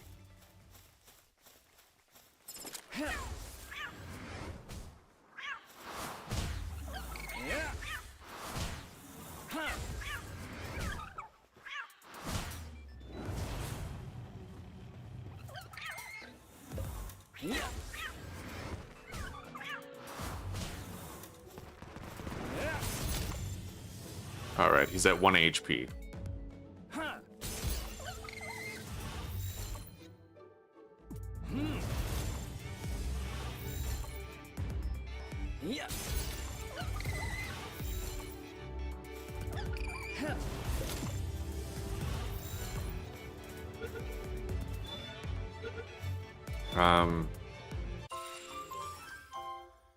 These headphones came with like a standard, they came with a standard audio jack, but then also like an absurdly large one. Yeah, so I guess I could just show you. Well, I'd need to unplug my headset. I don't want to do that just in case something dangerous rolls up, but these headsets came with like a small headphone jack, like a normal headphone jack that you'd see in any pair of headphones, but then they also came with a converter that was really large. I think these headphones are also made for like music mixing, right? So they have substantial clarity of audio.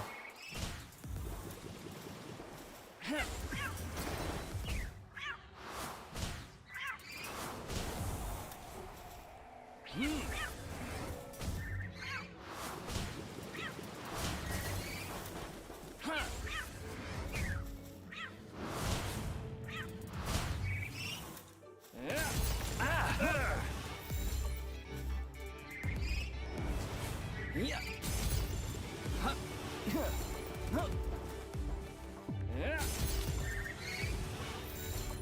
3.5 and 6.5. I could try to look for like the box or the book or something, but I might not have kept it. You know what?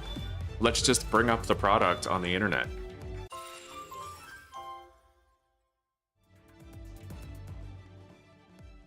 Sennheiser-Busch HD 280 Pro.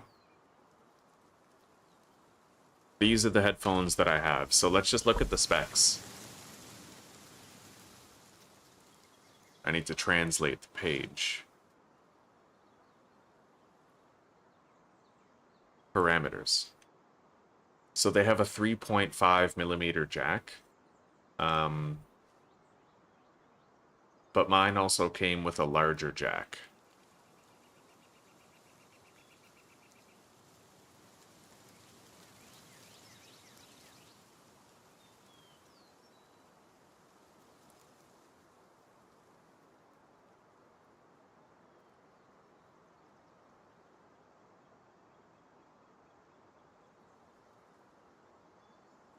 They have a really good price point too.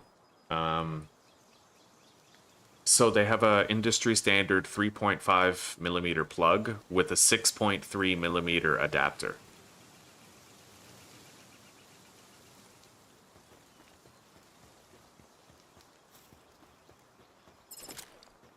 Yeah.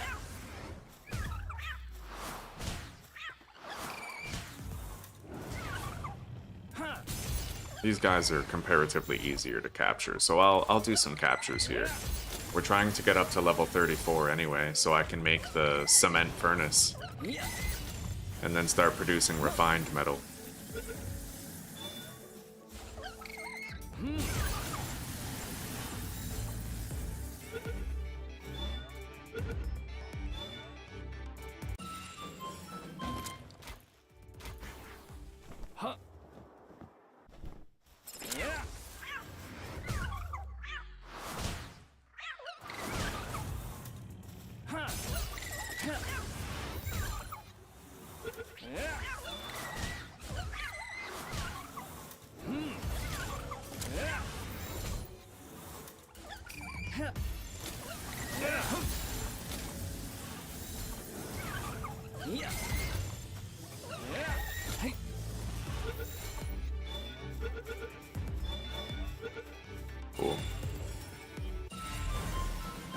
We're done with regular Ribbunnies. Now we just need the Botons.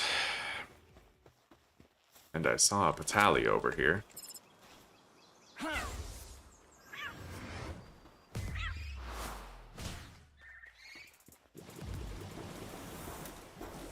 Yeah.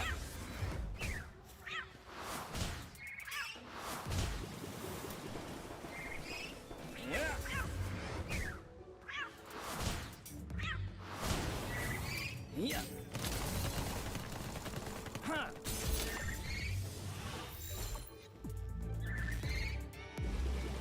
Ah.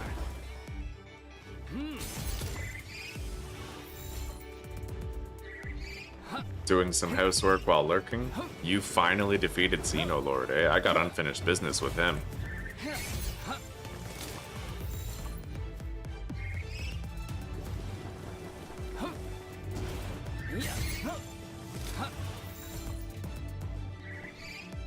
Times have changed, eh, Matthew? I remember when Nintendo was the best gaming company. And now look at them. Yeah. Appealing to children because the kids who grew up with their games are not accustomed to slop anymore.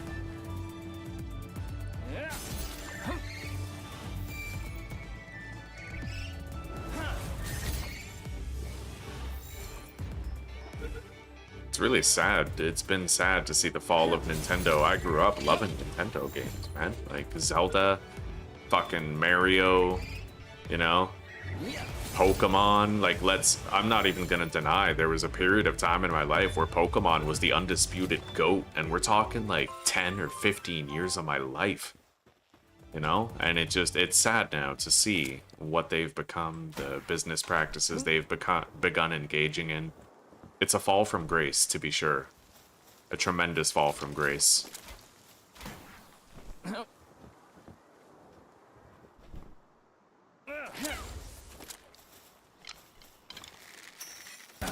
Get out of the way, Kativa. Holy fuck.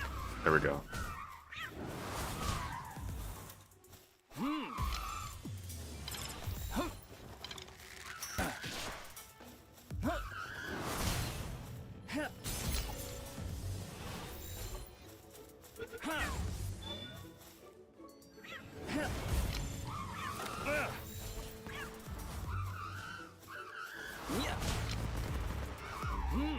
Wow.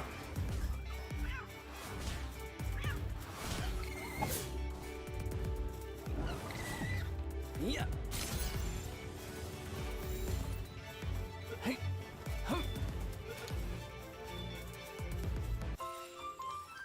Okay, we need one more Ribbunny Botan, and I'm not sure how many more fallopian tubes, but we'll get them. Huh.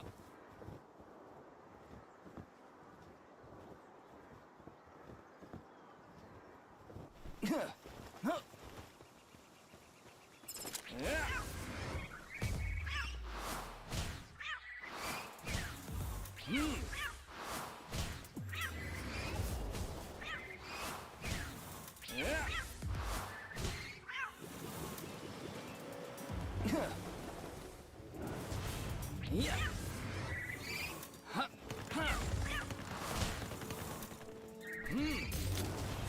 Yeah.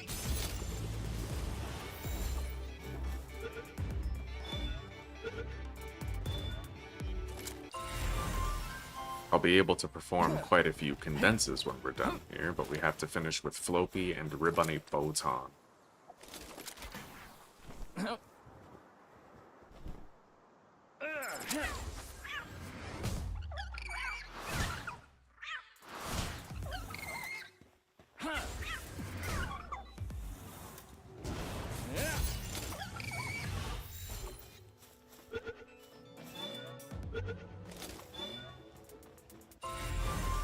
We're done with Ribbunny Botan. Now it's just the Floppies that we need. Floki.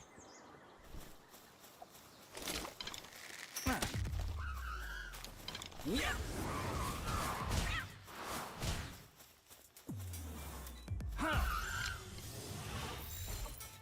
But I don't know how many.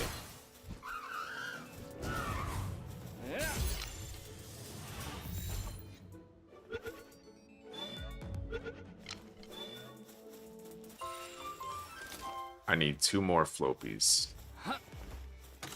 I could theoretically go catch them somewhere else. Like, there's Mount Floppy Summit.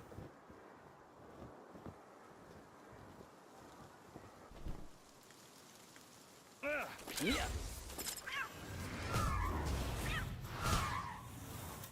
Yeah. But I only need 2 more.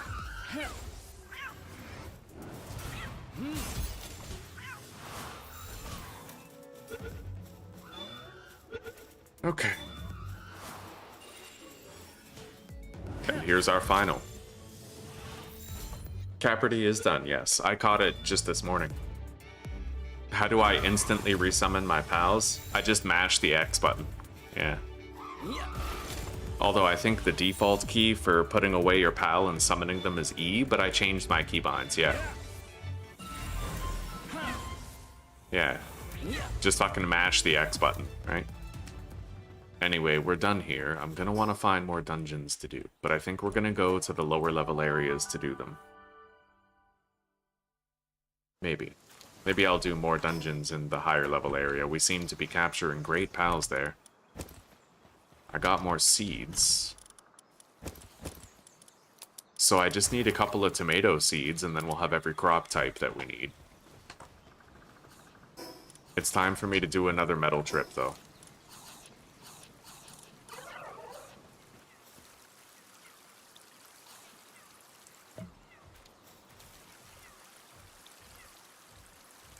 They're still harvesting those trees with great reliability. I'm happy to see it. Alright. Now, I'm gonna get out of here. I'll start a work order for 100 cement. And then I'm gonna do my mining.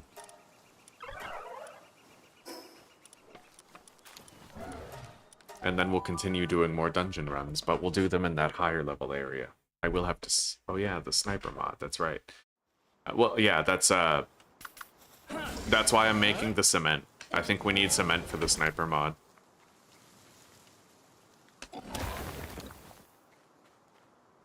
Really wish we had Serenity on this guy.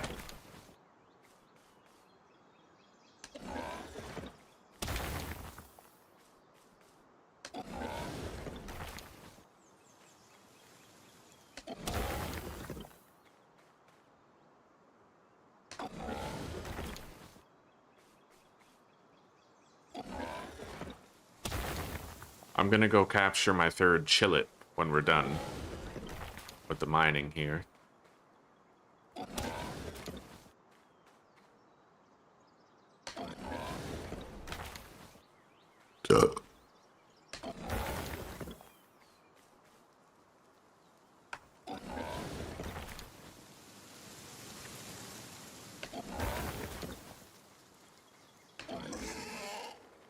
I think one of the ore nodes failed to respawn, but I guess that's alright. Huh.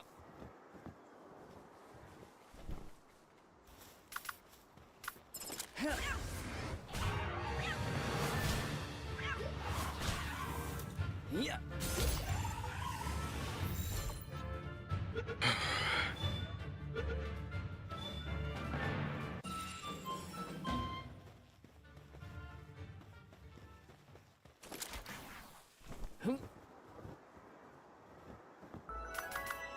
I don't have Celery, so I had best mind my landing.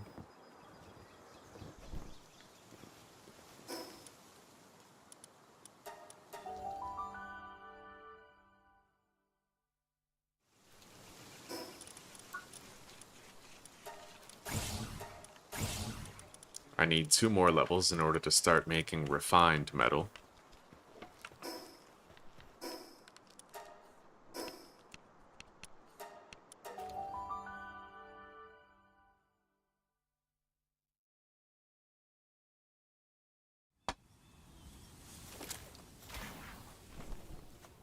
How many dog coins do I have? I need 300, I believe. I still need 31.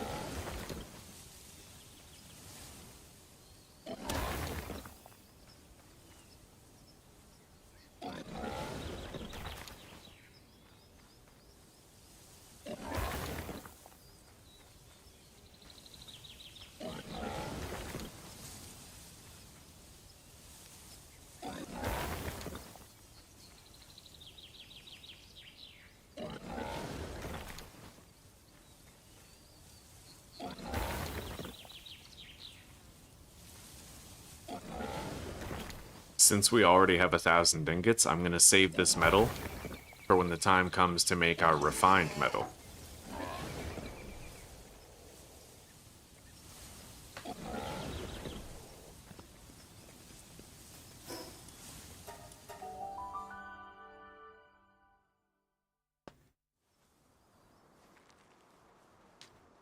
If a pal was standing there when it tried to spawn, could be.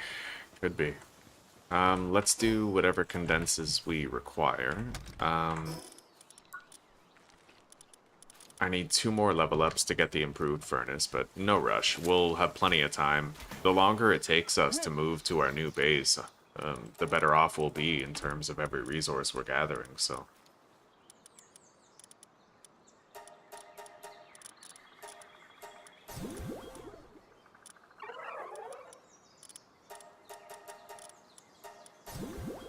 Beautiful. That's a lot of expedition power right there. I have a mercy hit Petalia here.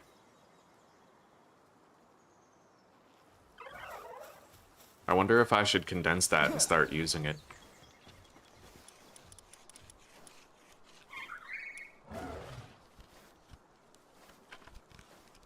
I can restore my health by 75%. You know what? We're gonna try it. We are going to endeavor to use that Petalia as our mercy hit pal. Daydream served us well, but it's time for Daydream to retire her service.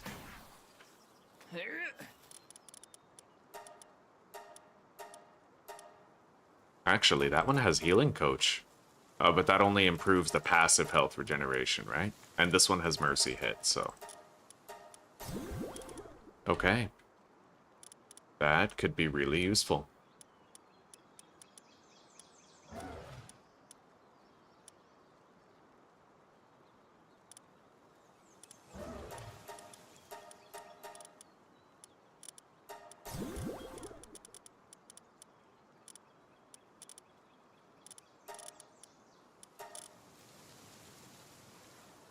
Alright. We now have this new Petalia in our party. I'll try to make sure she has some good moves. Though she does not appear to start with very many, but she does have Wind Cutter and Aqua Gun. I'll see what skill fruits I have. Maybe we can pimp her out a little bit. I'm gonna want to get that Phalaris Aqua Ring sooner than later. Power Bomb is good, but also slow-moving. Power Shot, on the other hand, is extraordinary for this purpose, so we'll give it to Petalia. Yeah, I like that moveset. Power Shot, Wind Cutter, and Aqua Gun. All of them long-range moves. And she's got Mercy Hit to avoid dealing a killing blow, and she can restore 77% of my health when I use her active skill. Let's make the Sphere Workbench.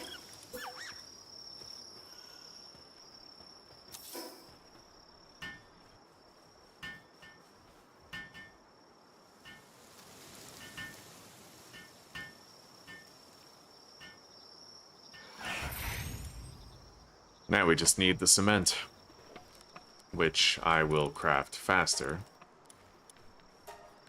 if I utilize my crafting party.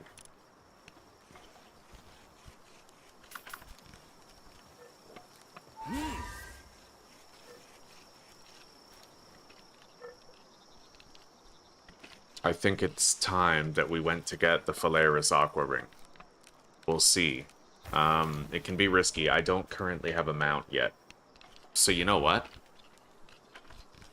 How much nighttime do I have left? I'm gonna try to make the sniper module and capture a Hell Zephyr. I could use one at this point.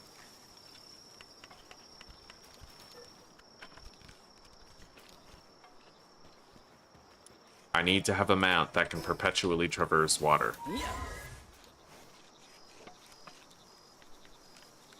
That sniper module will take a while. Maybe I don't need it to capture the Hell Zephyr. I'm gonna get out of here.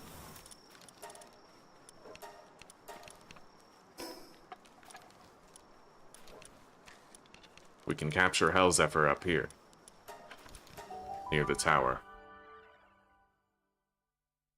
There used to be a time I didn't know where to find Hell Zephyr, so I would always try to find him at a black market vendor, but that time is long past. I know where to locate them now when I need one.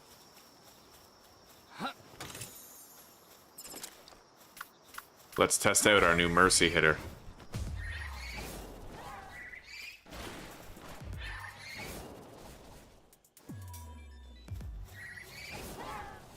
That's honestly awesome. Yeah. We're gonna enjoy that. Alright. I'll head toward the tower boss while we commence our search for Hellzephyr. And I'll capture what I can on the way.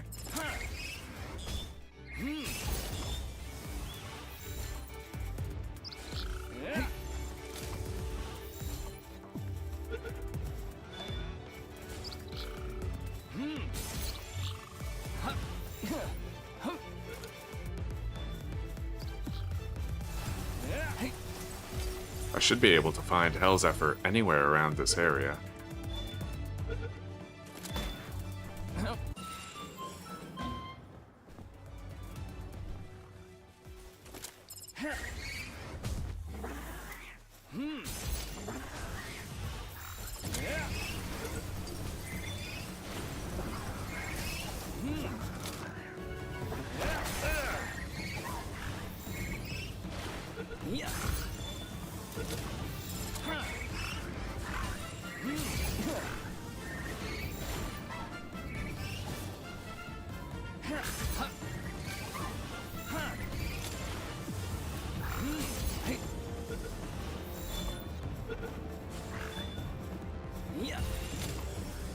This is our final loop moon.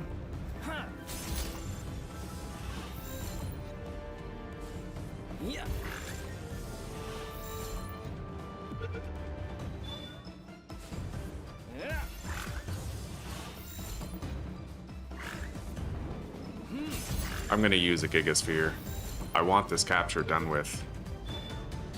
Alright, yeah, we got places to be. Let's go grab this effigy.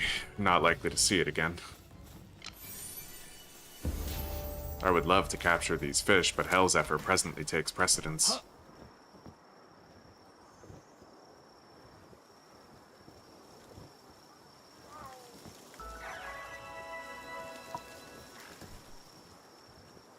No sign of a Hellzephyr anywhere in the surrounding countryside. Maybe tonight's just not their night, huh?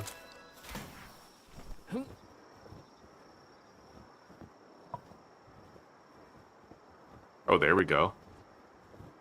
Mission accomplished. But they possess spirit fires, so Patalia is extremely vulnerable. I need to recall her and protect her from the worst of it.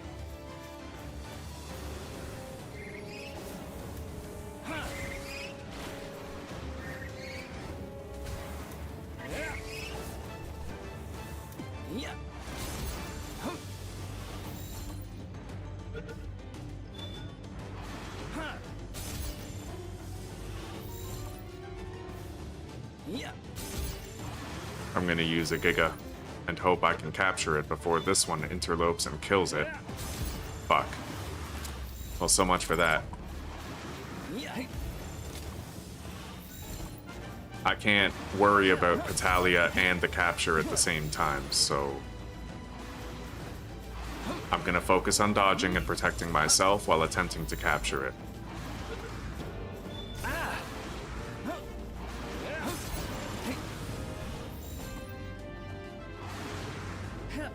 I'm gonna need a little bit of that good streamer luck now, if the game wouldn't mind. I'm using all of my Gigaspheres for this.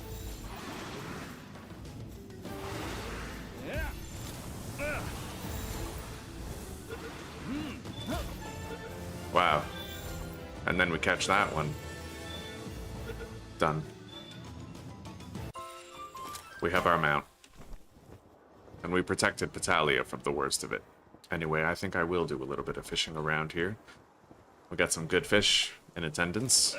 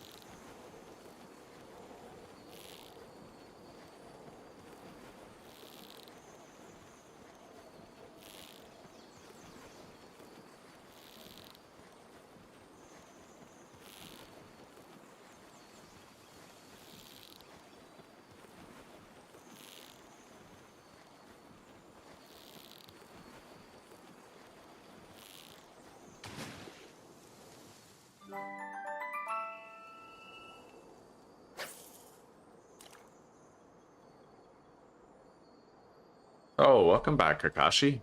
I hadn't noticed that you'd returned.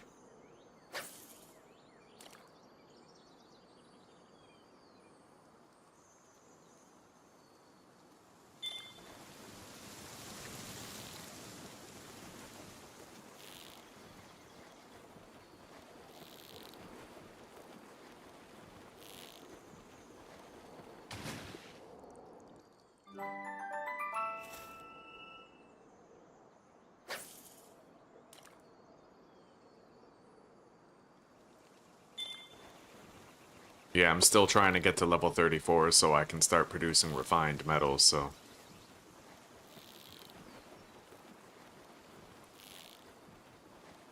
And now that we have a Hell Zephyr, I can go get the Phalaris Aqua Charm.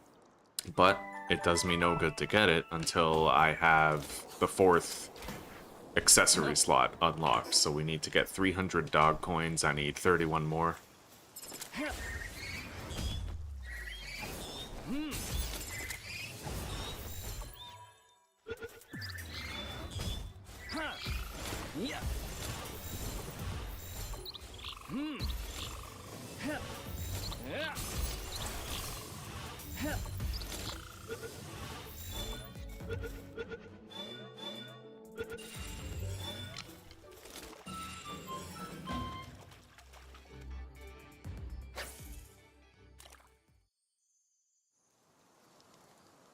Right on, Kakashi, right on.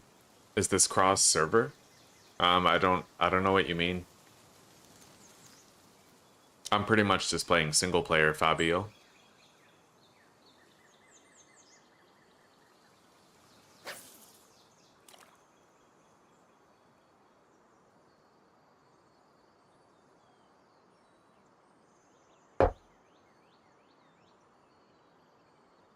I'm having trouble finding an interaction point for these fish.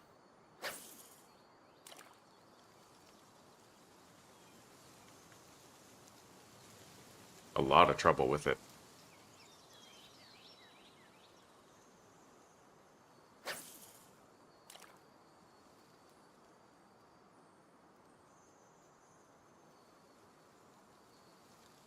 There we go.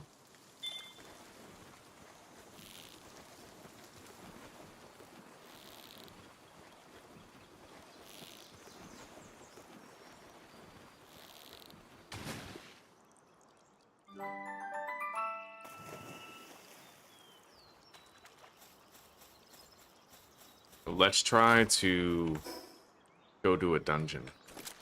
I only need one more level up. I could do some captures to get the level up, I suppose. And then once we're making the refined metal, that's when I can start doing dungeons. Yeah.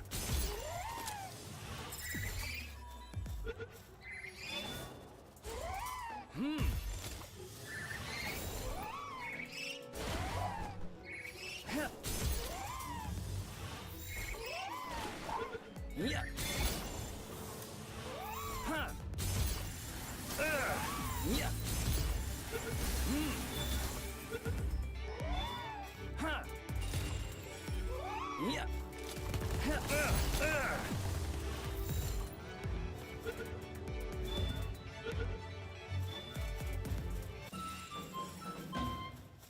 Huh. Yeah.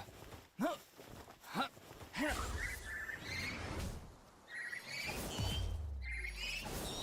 Yeah.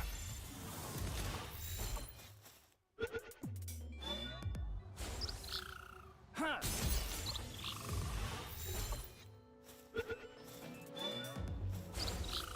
Yeah.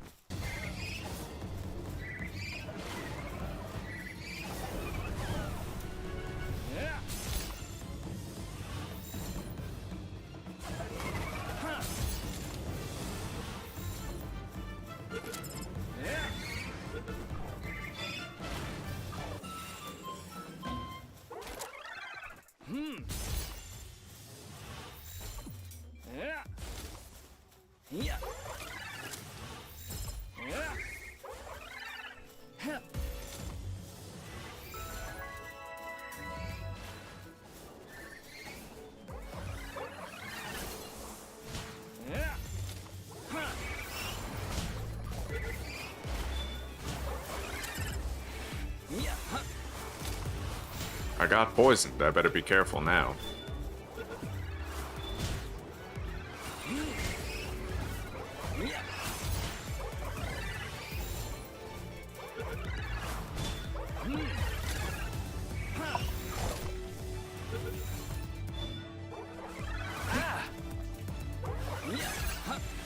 I'm almost out of spheres.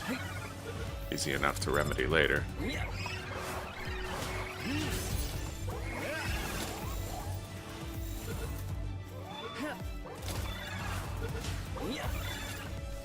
We're done with Cinemoth once that final one has captured.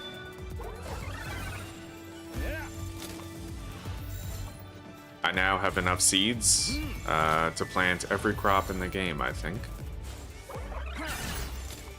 Anyway, I'm gonna head into that dungeon. I've got 19 Megaspheres, so might be able to get some stuff done in there.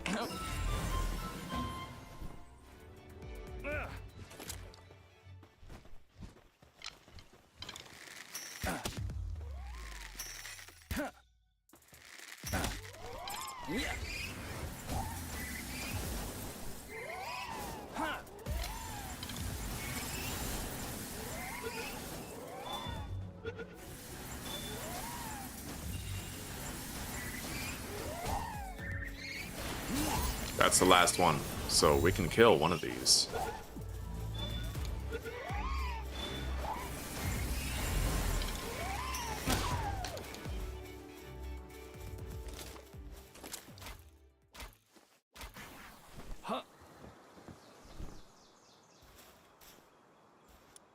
In we go. Damn straight, Deos. We're working our way toward the cement furnace so I can start making refined metal. And we got a really powerful Mercy hit Petalia, which I am thoroughly enjoying. How are you doing? Kativa's eager to help with the mining. Their Paldium in here? I don't really see a mining node. Huh.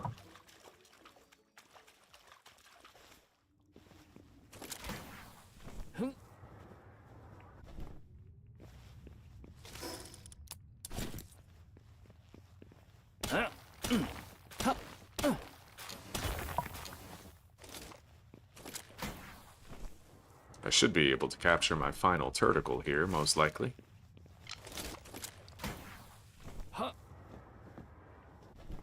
Oh god. Uh-oh. That could be pretty dangerous.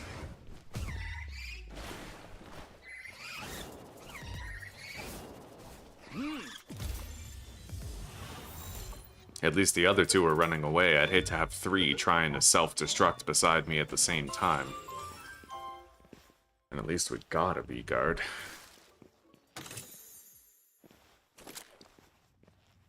Yeah.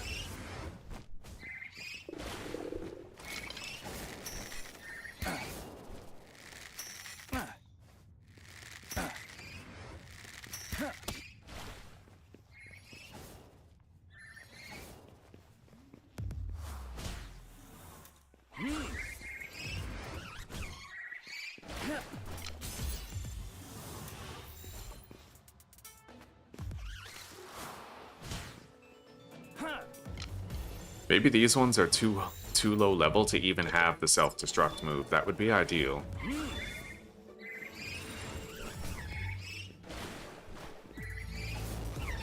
You know what I did too much in my previous playthroughs that I'm doing less now, and I'm glad for it?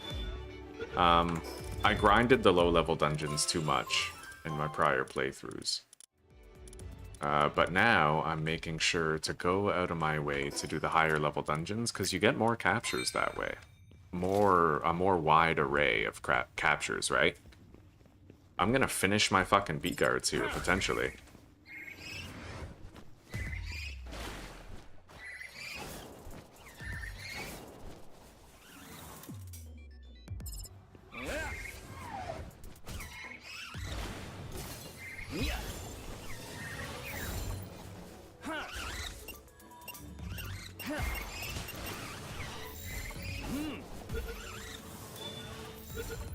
Alright. We are gonna need more food. We're level 34. I should now be able to make the cement furnace and start producing refined ingots. I have some honey. I at least got some honey that we can eat, but that's all we have.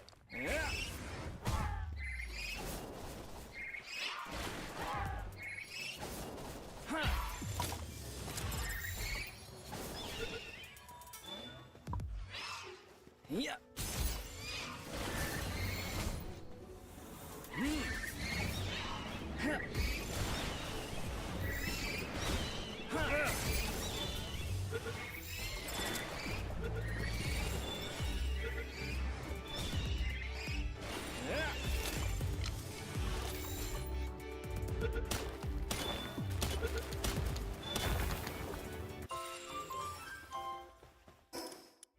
Alright, we can grab some cave mushrooms while we're passing through.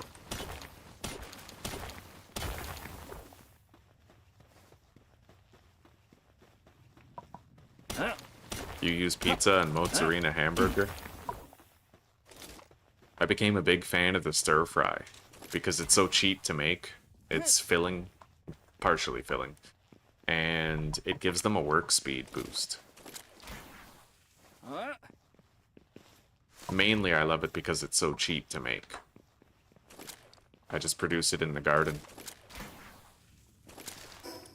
And it doesn't interfere with my supplies to make cakes.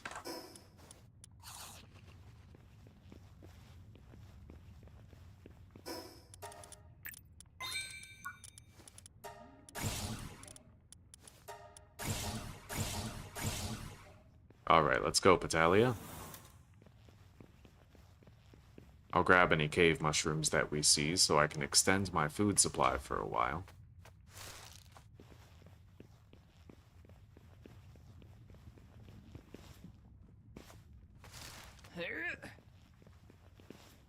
Hopefully this dungeon is nice and short.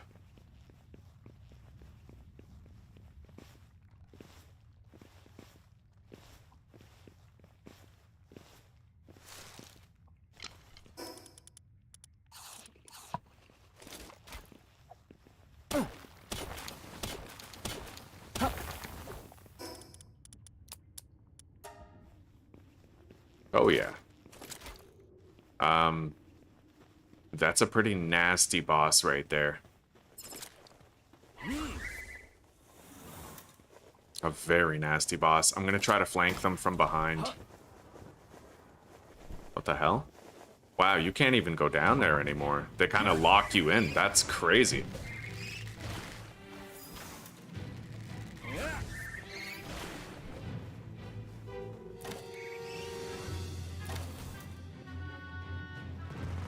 I'm gonna want to cheese these guys as much as I can. I will attempt captures, but with only 8 spheres, it's not likely.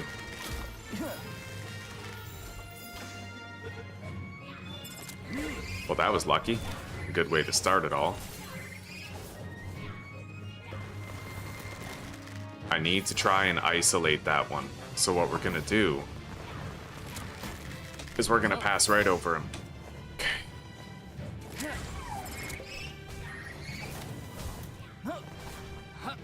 Let's lure them over here, where we'll have the tactical advantage.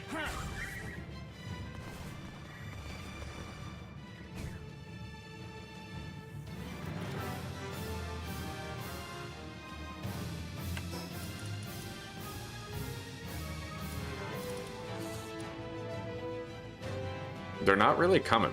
Oh, there we go. Well, kind of. Pussies.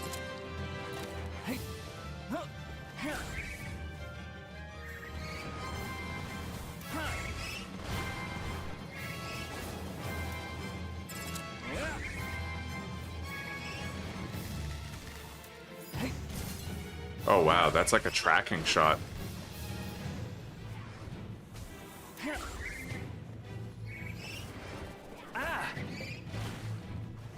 Okay, that one is ready for attempted capture.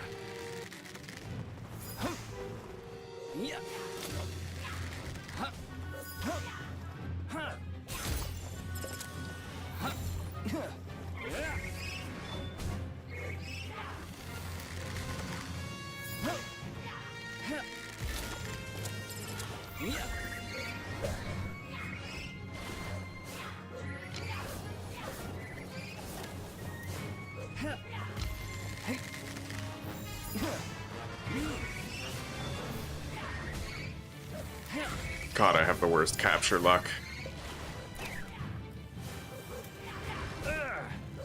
Well, this is kind of shitty. I'm completely immobilized due to the vines. We have precious few opportunities to try and capture this guy. I only have 2 megaspheres left, and that's it. But at least we caught his cronies.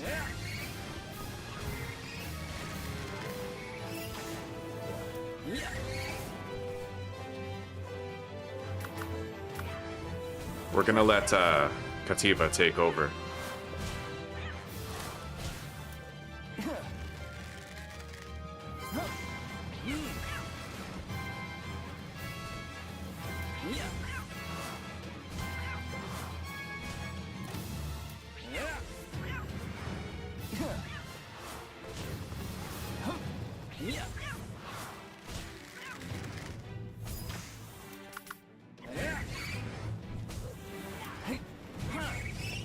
Our chance to capture it isn't going to get any better than this.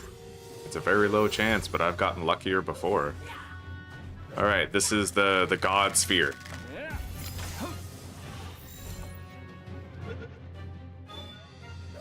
But for a second there, you believed. So did I.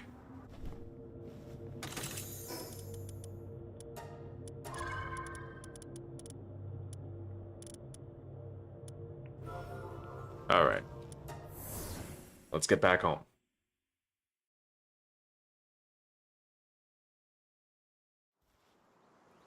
But does minestrone require like a type of meat? I just don't usually do any like food ranching, so anything that requires food ranching, I usually wouldn't cook it. Yeah, food ranching fucks up my transporters at base.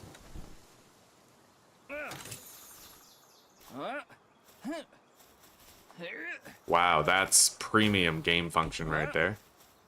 I climbed 3 times. And you know what? I didn't even get up the cliff. Let's go home.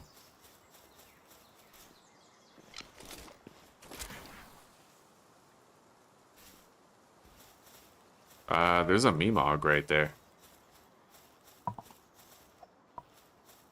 I'm gonna do this the smart way. I can't catch it, but I can at least make damn sure that I'm able to kill it without it getting away. And with these dog coins, I might be able to get that 4th accessory slot and then acquire the Phalaris Aqua Ring as well as the worker belt.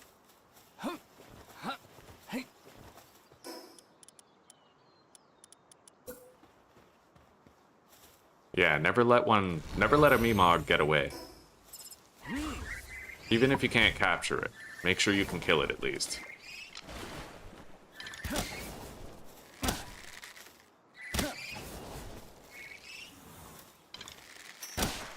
There we go. I got 19 dog coins. Which means I need 12 more.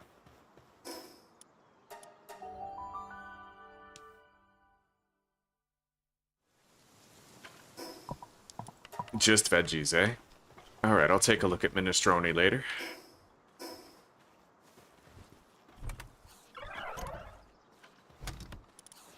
I can definitely feel the storage situation getting a little shittier. Let's put that right there.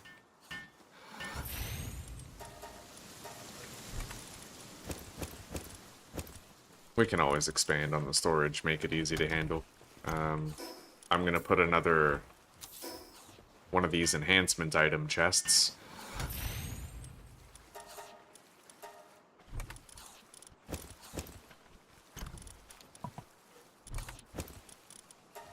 Alright. We have a lot of concrete done. We also have the sniper module completed. Now, I'm gonna make this refined furnace, but I will need to temporarily build a production assembly line in order to get that done, as well as the electrical generator. It's annoying, but I only have to do it once. And then we can start making refined metal.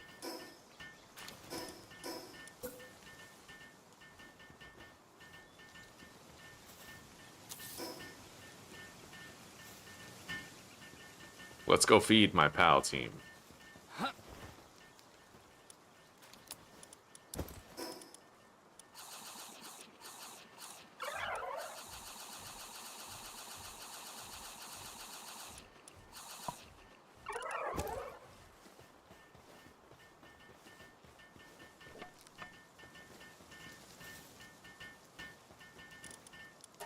I'll grab the crafting crew.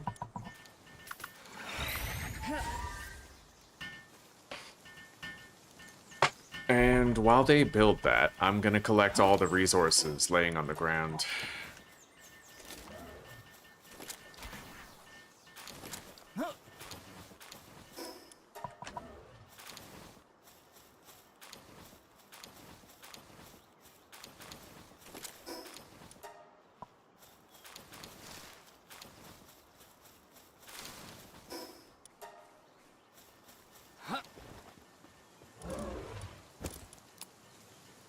I'll take 80 berries, put them in the feed bag.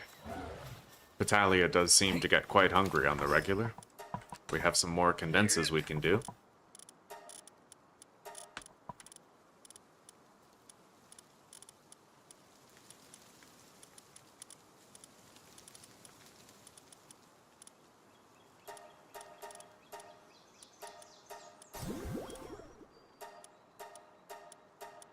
I can condense the Alpha Loot Moon, which is pretty awesome, very powerful. We got 5 bee guards in that cave. Artisan and Conceited. That's going to be shitting out honey non-stop. Let's condense that one. And we have Hellzephyrs, so I'll be able to make my mount. Interestingly enough, Hellzephyr has Mercy Hit. But given the fact that it has fire abilities, I would probably never use it for that. But Suntan Lover and Diet Lover can be useful too.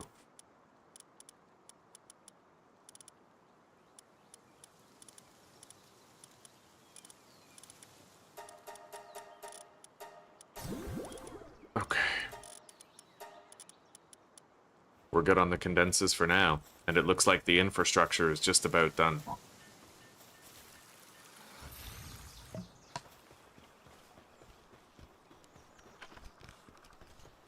Now I'm gonna need to deploy an electric pal to the base. We'll temporarily take a break from the wood cutting. Let's send out the Joltog. Hang on.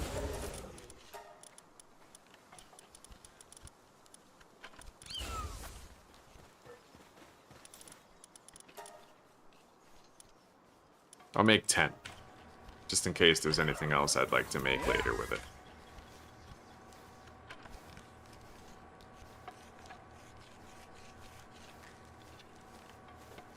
$30, that's insane.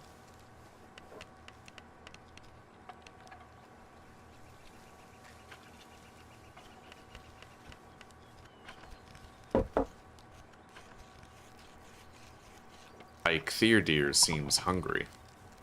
There he is.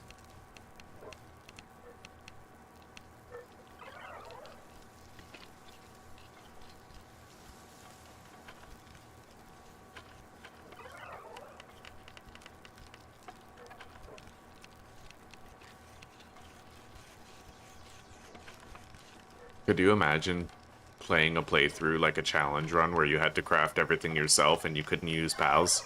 You know how long you'd be sitting at this fucking bench? Like, the simplest tasks would become astronomically difficult in the most annoying and unwelcomed way.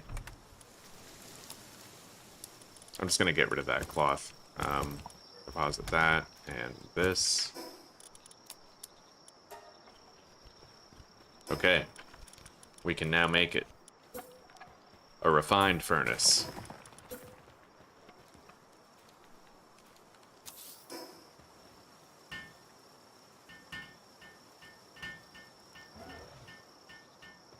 While they build that, I'm gonna go mining. Yeah, we could use some, coal. I already have a whole bunch of metal, like 1,000, so we'll get a supply of coal to go with it.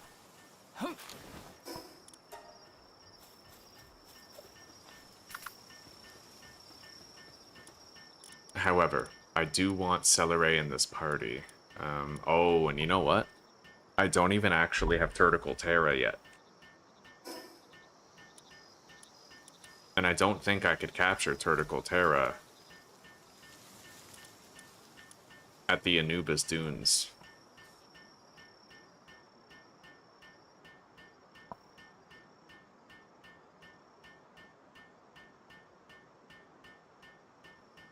Nope.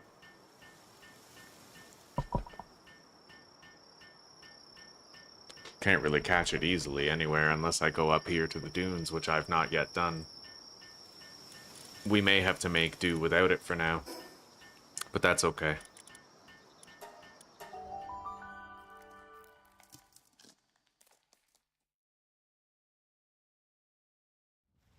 Can you get iron without a pal? What do you mean, buddy?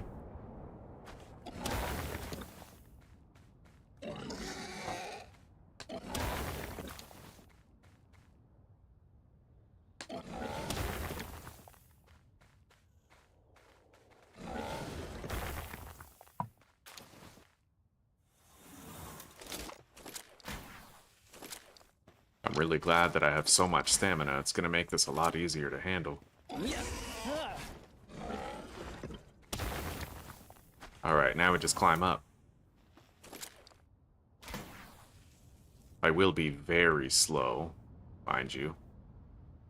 But I got a lot of stamina. I'm not too worried about it. And even if I did fall, I could just use a better start point next time. A higher start point. Holy fuck, dude. This is the longest climb of my life. Oh, thank God. I didn't want to do that again. Praise the Lord.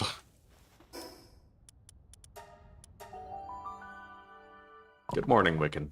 Yeah, it's going extremely well. Extremely well, buddy. Oh, you're talking the ingots. Yeah, it's actually impossible to make ingots yourself. You need a pal to refine the metal. Anyway, that'll do for now. We have refined metal coming in. I'm gonna do that. And then put the Xeno guards back.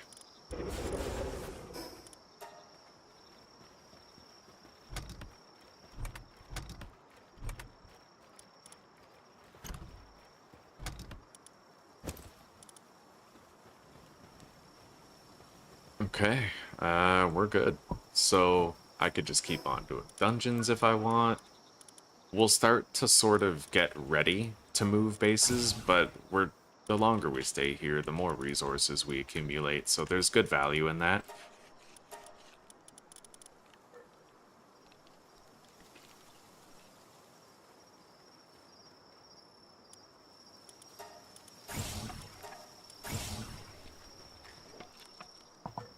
So now that I have a flying mount, Hellzephyr, gonna make his saddle. It will require 10 cloth. I'll make it.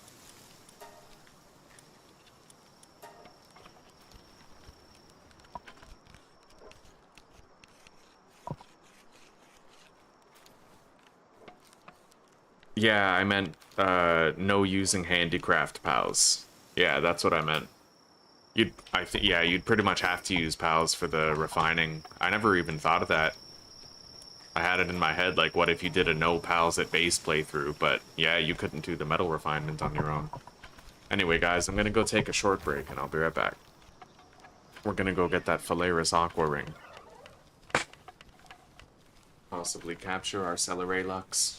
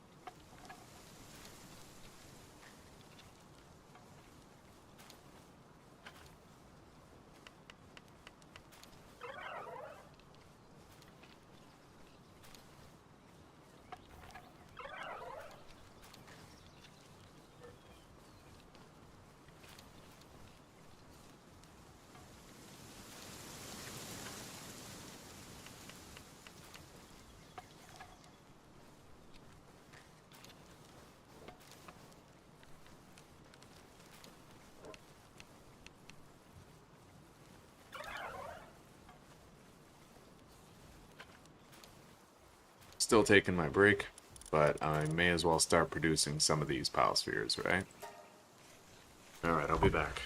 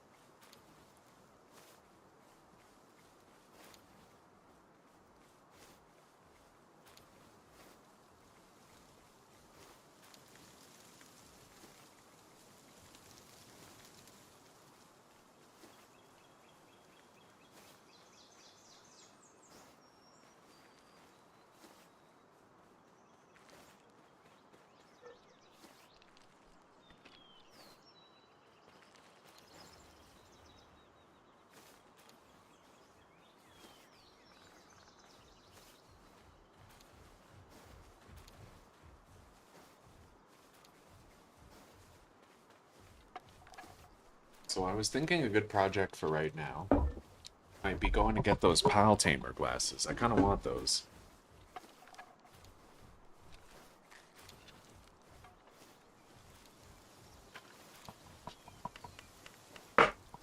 Um...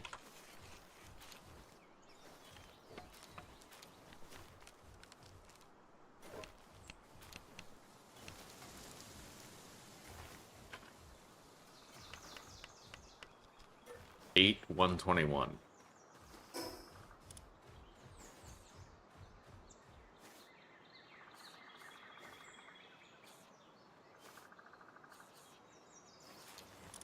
Just about right there.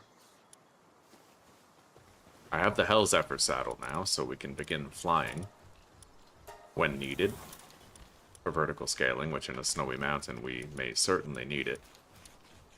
I may have to stop using Katiba now.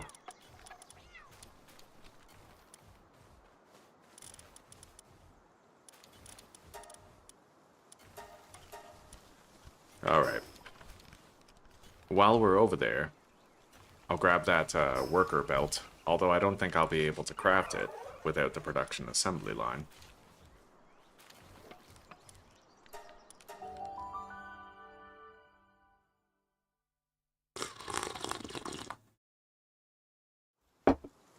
Bushy drops ingot. What about the refined ingots, though?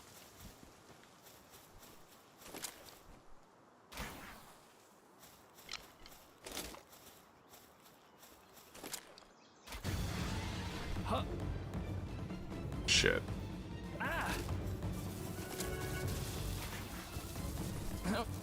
Get me the hell out of there.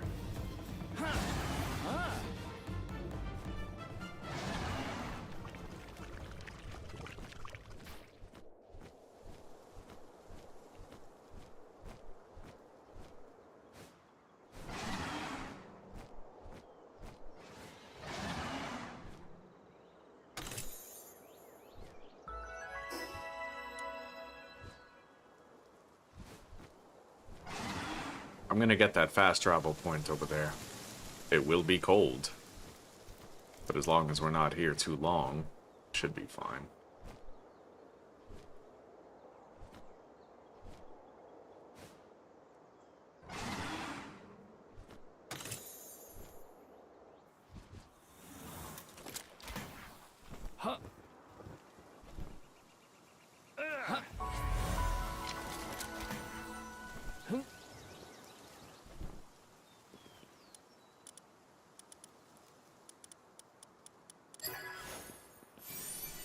Okay.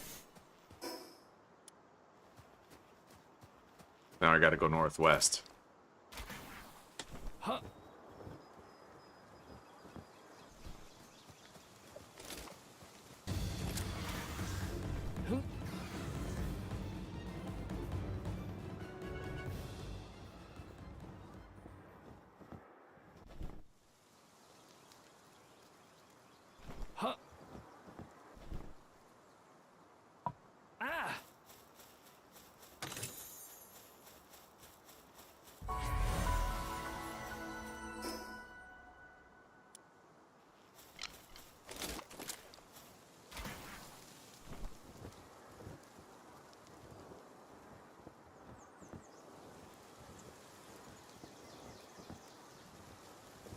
I don't want to nitpick, but apparently it's actually copper.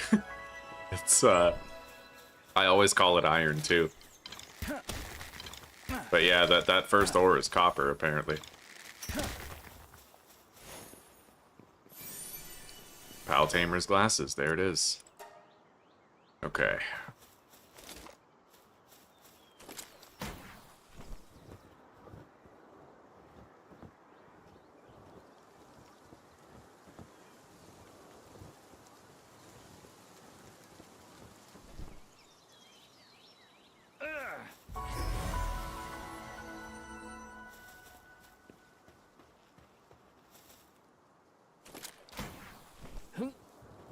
That's probably a Pen King egg, I'll take it.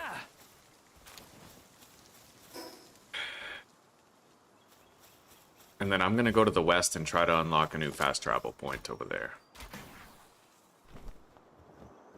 Doubtless we could cover a lot of ground, and now that I have Hell's Zephyr, I'm less worried about drowning.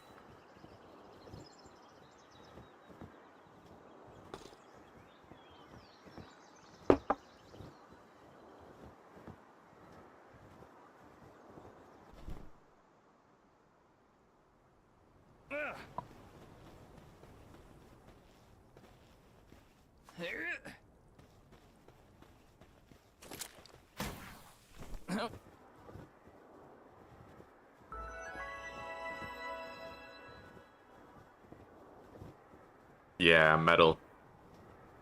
I call it metal too. Like metal or iron.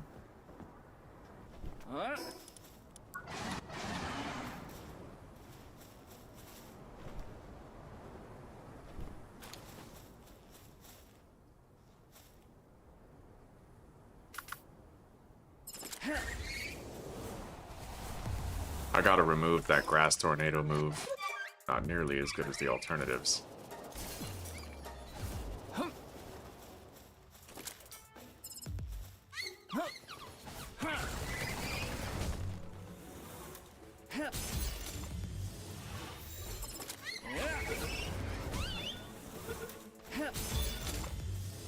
We're gonna want to further condense our herbal, so I figure while we're here passing through, why not grab them?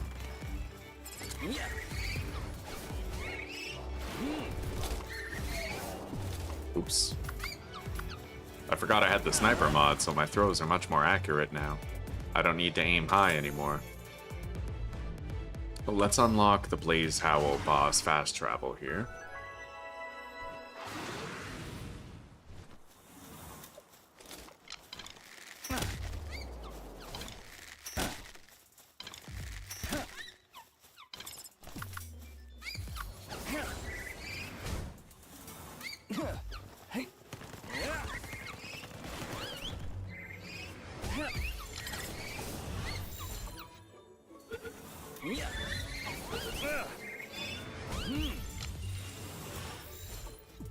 There's something over there.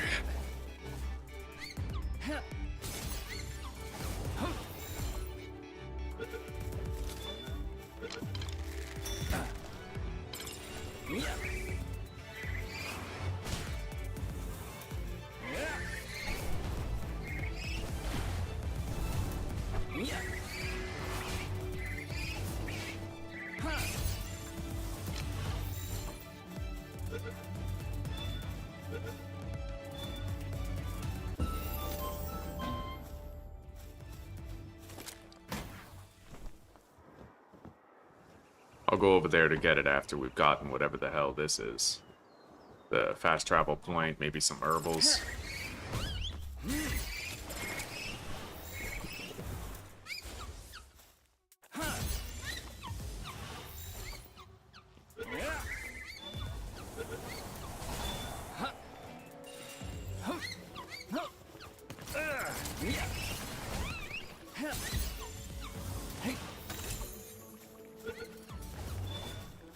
This place is just swimming with herbals.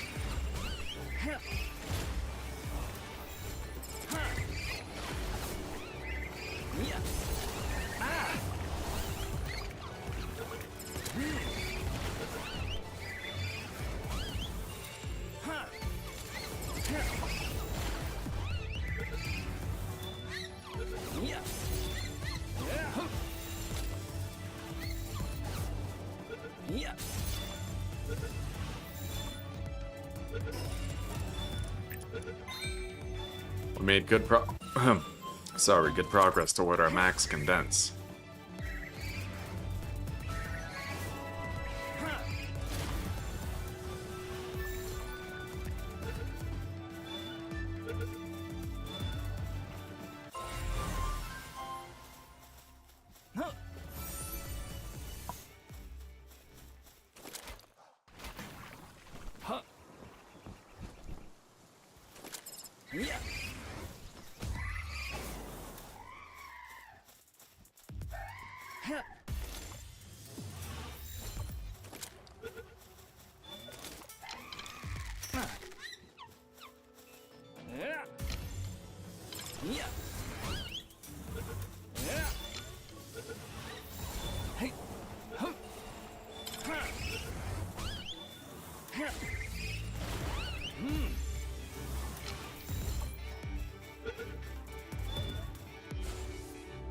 I will need to go capture more Gale Claws in order to finish my 5. They seem numerous in the area, so maybe we'll just get them here. And then we'll go get whatever the hell that is over there.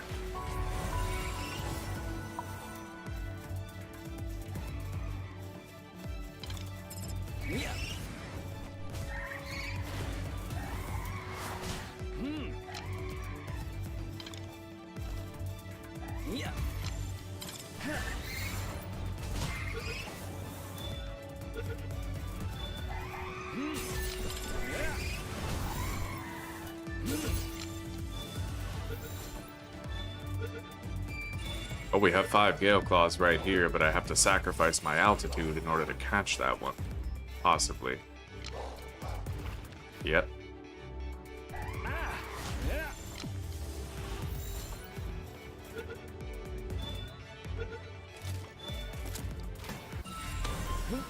Okay. Rapidly finished with Gale Claw.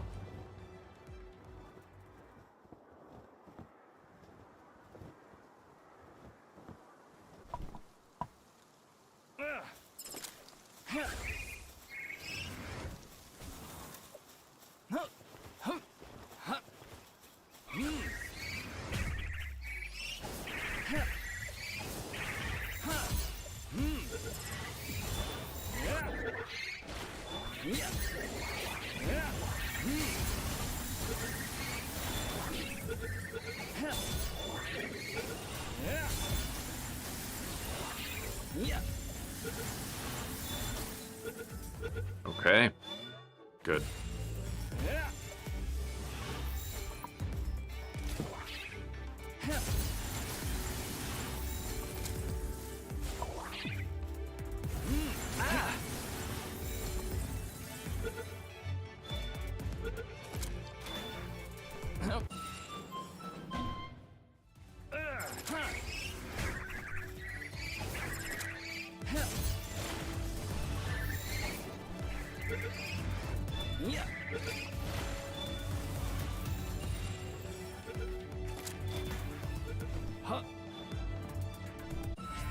We're done with Sweet.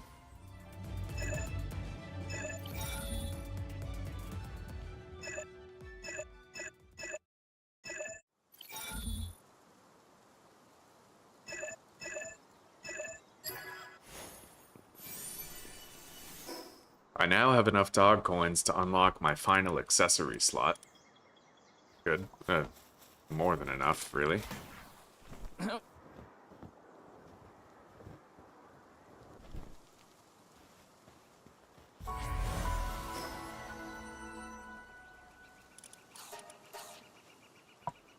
Now,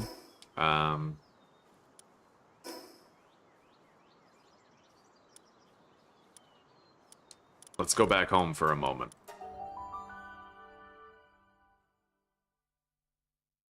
Lucky Braloha, right on.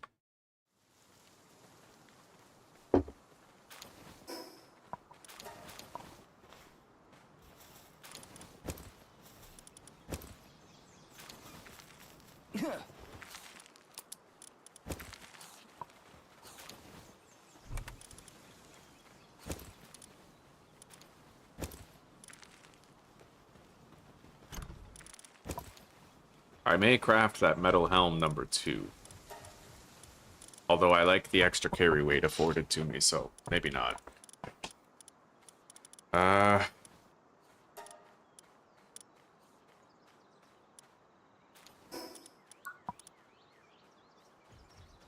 We may want to keep the production assembly line crafted somewhere.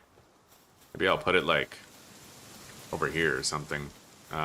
I just want to try to make sure it's not disrupting the ability for any of the stone nodes to spawn.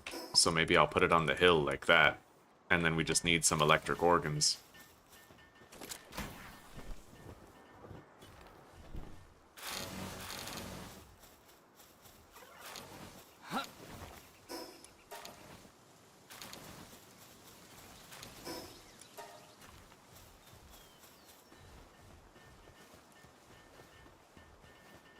I'm gonna deploy a better watering pal here at base. Might increase our output. Sure.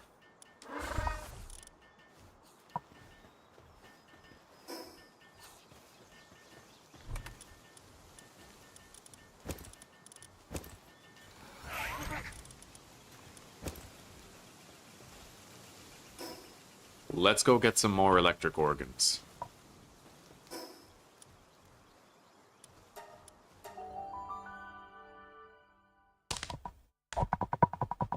Branch the Joltog? No, it's okay. We'll be able to get it a lot faster if I just fly around and kill shit.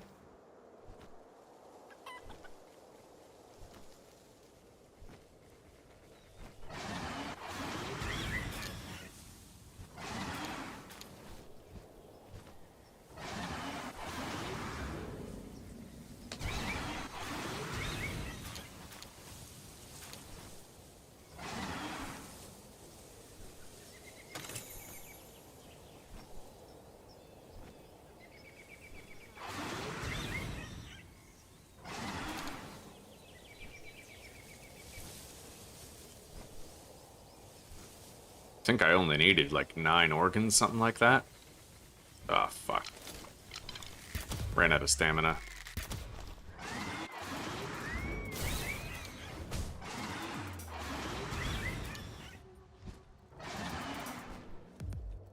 Kind of feels dirty to do Lucky's descendants like that, you know? Just fucking murk them.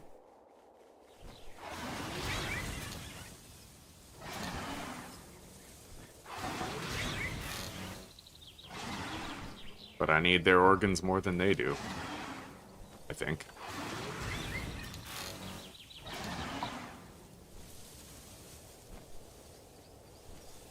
I'll try to grab some extra.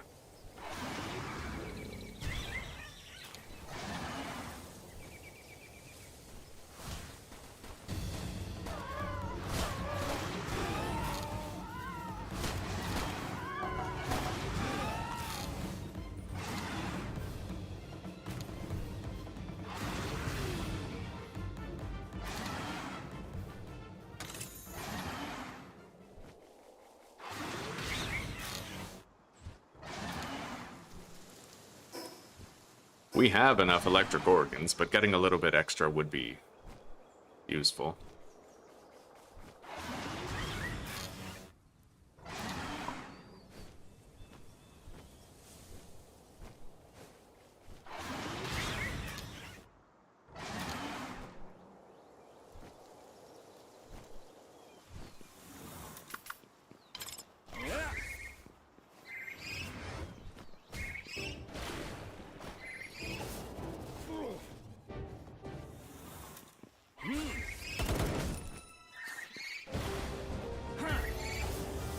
Okay. That didn't take long. Let's get out of here now.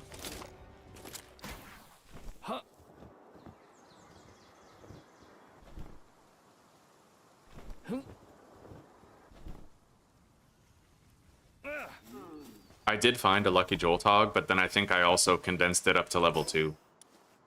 I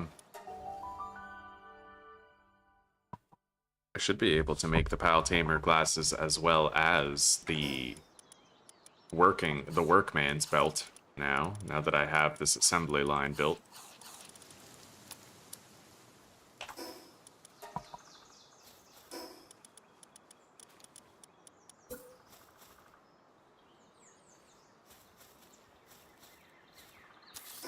Although,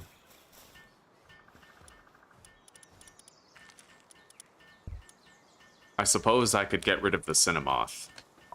How are we doing on wool? I mean, they've just been depositing wool into random chests, but 101 in there.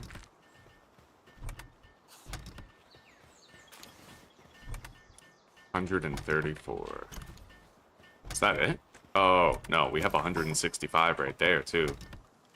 That explains it, yeah. Alright. We're doing good on wool. I'm gonna pull Cinemoth so I can deploy Lucky to generate electrical power. And it looks like Joltog doesn't actually have the functionality of producing electric organs. His special ability is the grenade. Here's our lucky Joltog. That's my boy. That's my good boy. Yeah, you're a good boy. Oh, you're the bestest boy. Yes, you are. You're so good. Oh, I think that smile. Susie would love that, dude. She would absolutely melt if she saw that. I'll have to show it to her later. Hey.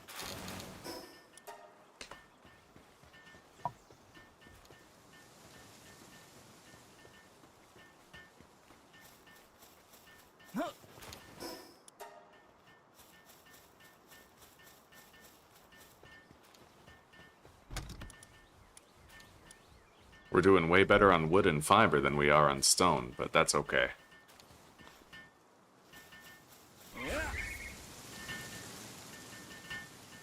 Spark it, indeed, yeah. Ugh. It's easy to mix them up, though. I thought that Joltog could do the organs, too. I forget about his grenade ability more often than not. So we have 2 objectives. At the forefront of my mind, right? Technically 3 at the forefront of my mind right now. I want to capture a Celeray Lux. I also want to capture a Turtical Terra. And I want to go get the Phalaris Aqua Ring. 2 of those we can do in the same place. Oh, 4th objective. I also want to go get that Workman belt.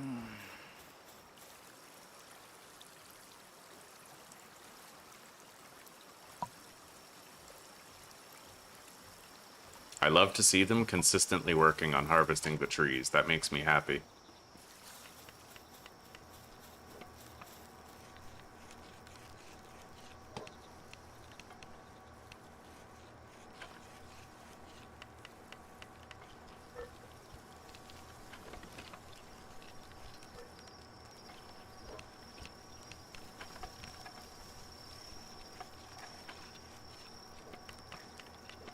I'll leave them to craft the Giga Grappling Gun.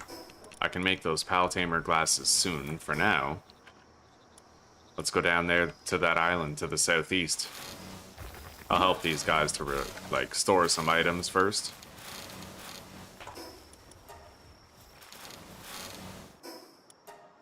Alright, southeast. Let's go.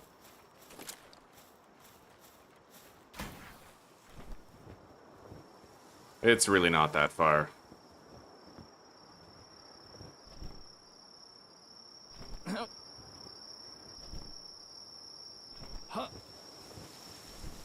I can conserve stamina on the trip.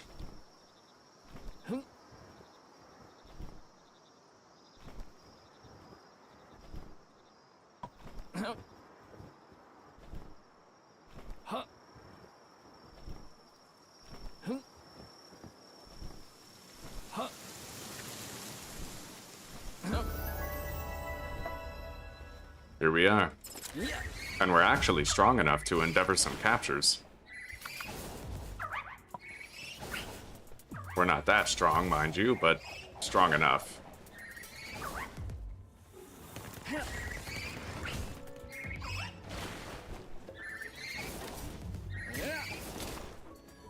Yeah. Well, my pal spheres kind of bounce off of them, so maybe I can't actually catch these guys. Yeah, let's assume no. Oh my god. Oh, fuck. Wow. We just lost everything. Herbal died when he was trying to revive me. Just like that, like out of nowhere, we got crushed. In a situation that really did not appear as though it was going to do it. But I get to play Core Keeper, I guess. I didn't know Herbal could get killed like that when he was trying to revive you. That's insane.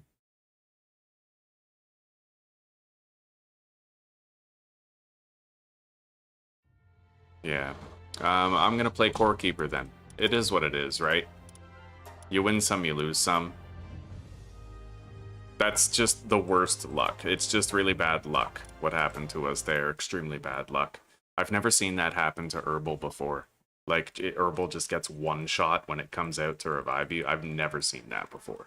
Not once in my life have I ever seen that.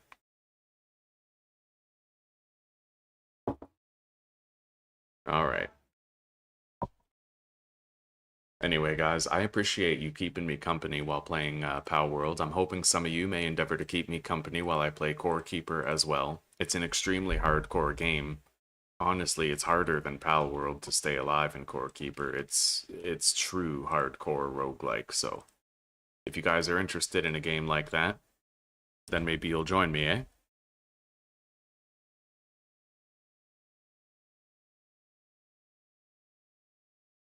I had no idea Herbal could die like that.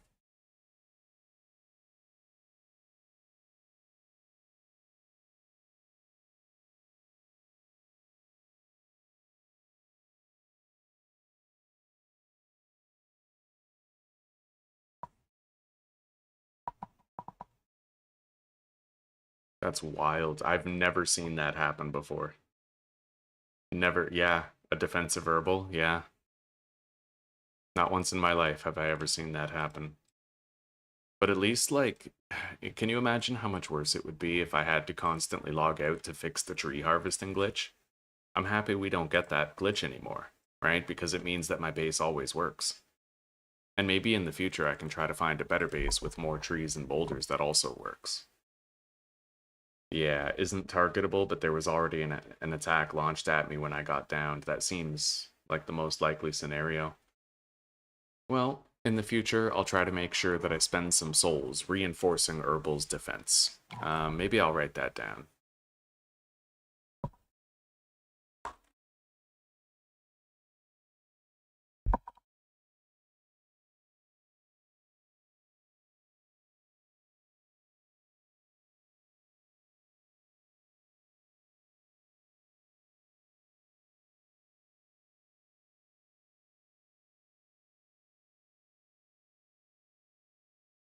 Yeah, the ivy roots were really punishing. So I think that we're ready. I'm going to be playing Core Keeper. I'm hoping you guys will chill. I know that the game vibes differently, but if you're looking for something else that you might want to jam besides Palworld at some point, then I think Core Keeper's a great contender. For those of you who like extremely difficult games with a good equipment progression, a shitload of bosses that you have to kill, it's like a boss grind game, right? You have to grind out the bosses in order to beat the game, and every boss is different and difficult. It's very roguelike. So I'm gonna go take a brief break, and then I will transfer you guys over to the new stream. I already, I think, have the redirect prepared. Let me double check. Yeah. Okay. So I'll be back shortly after a brief break, and then we'll play some Core Keeper.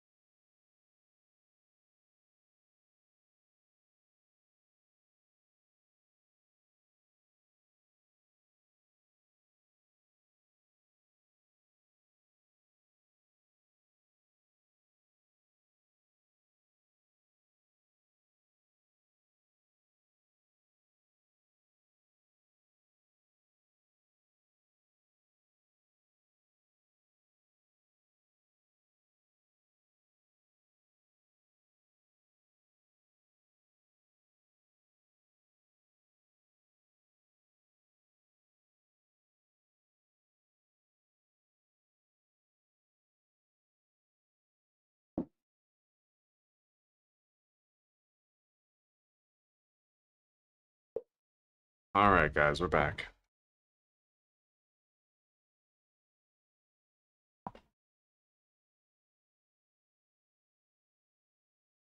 It's very comparable to Terraria that I've heard, yeah. Core Keeper and Terraria are of the same vein. Yes, they are.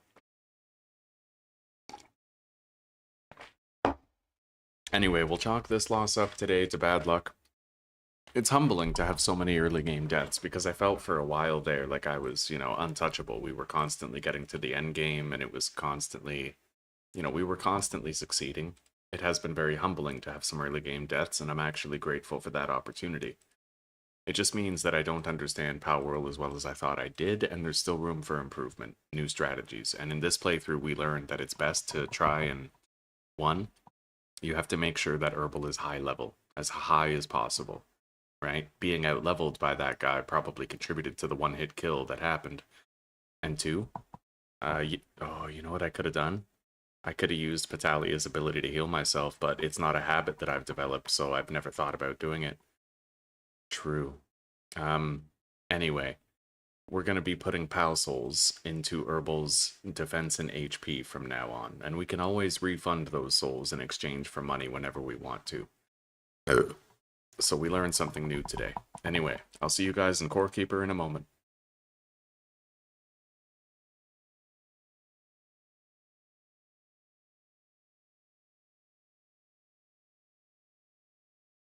Totally avoidable death.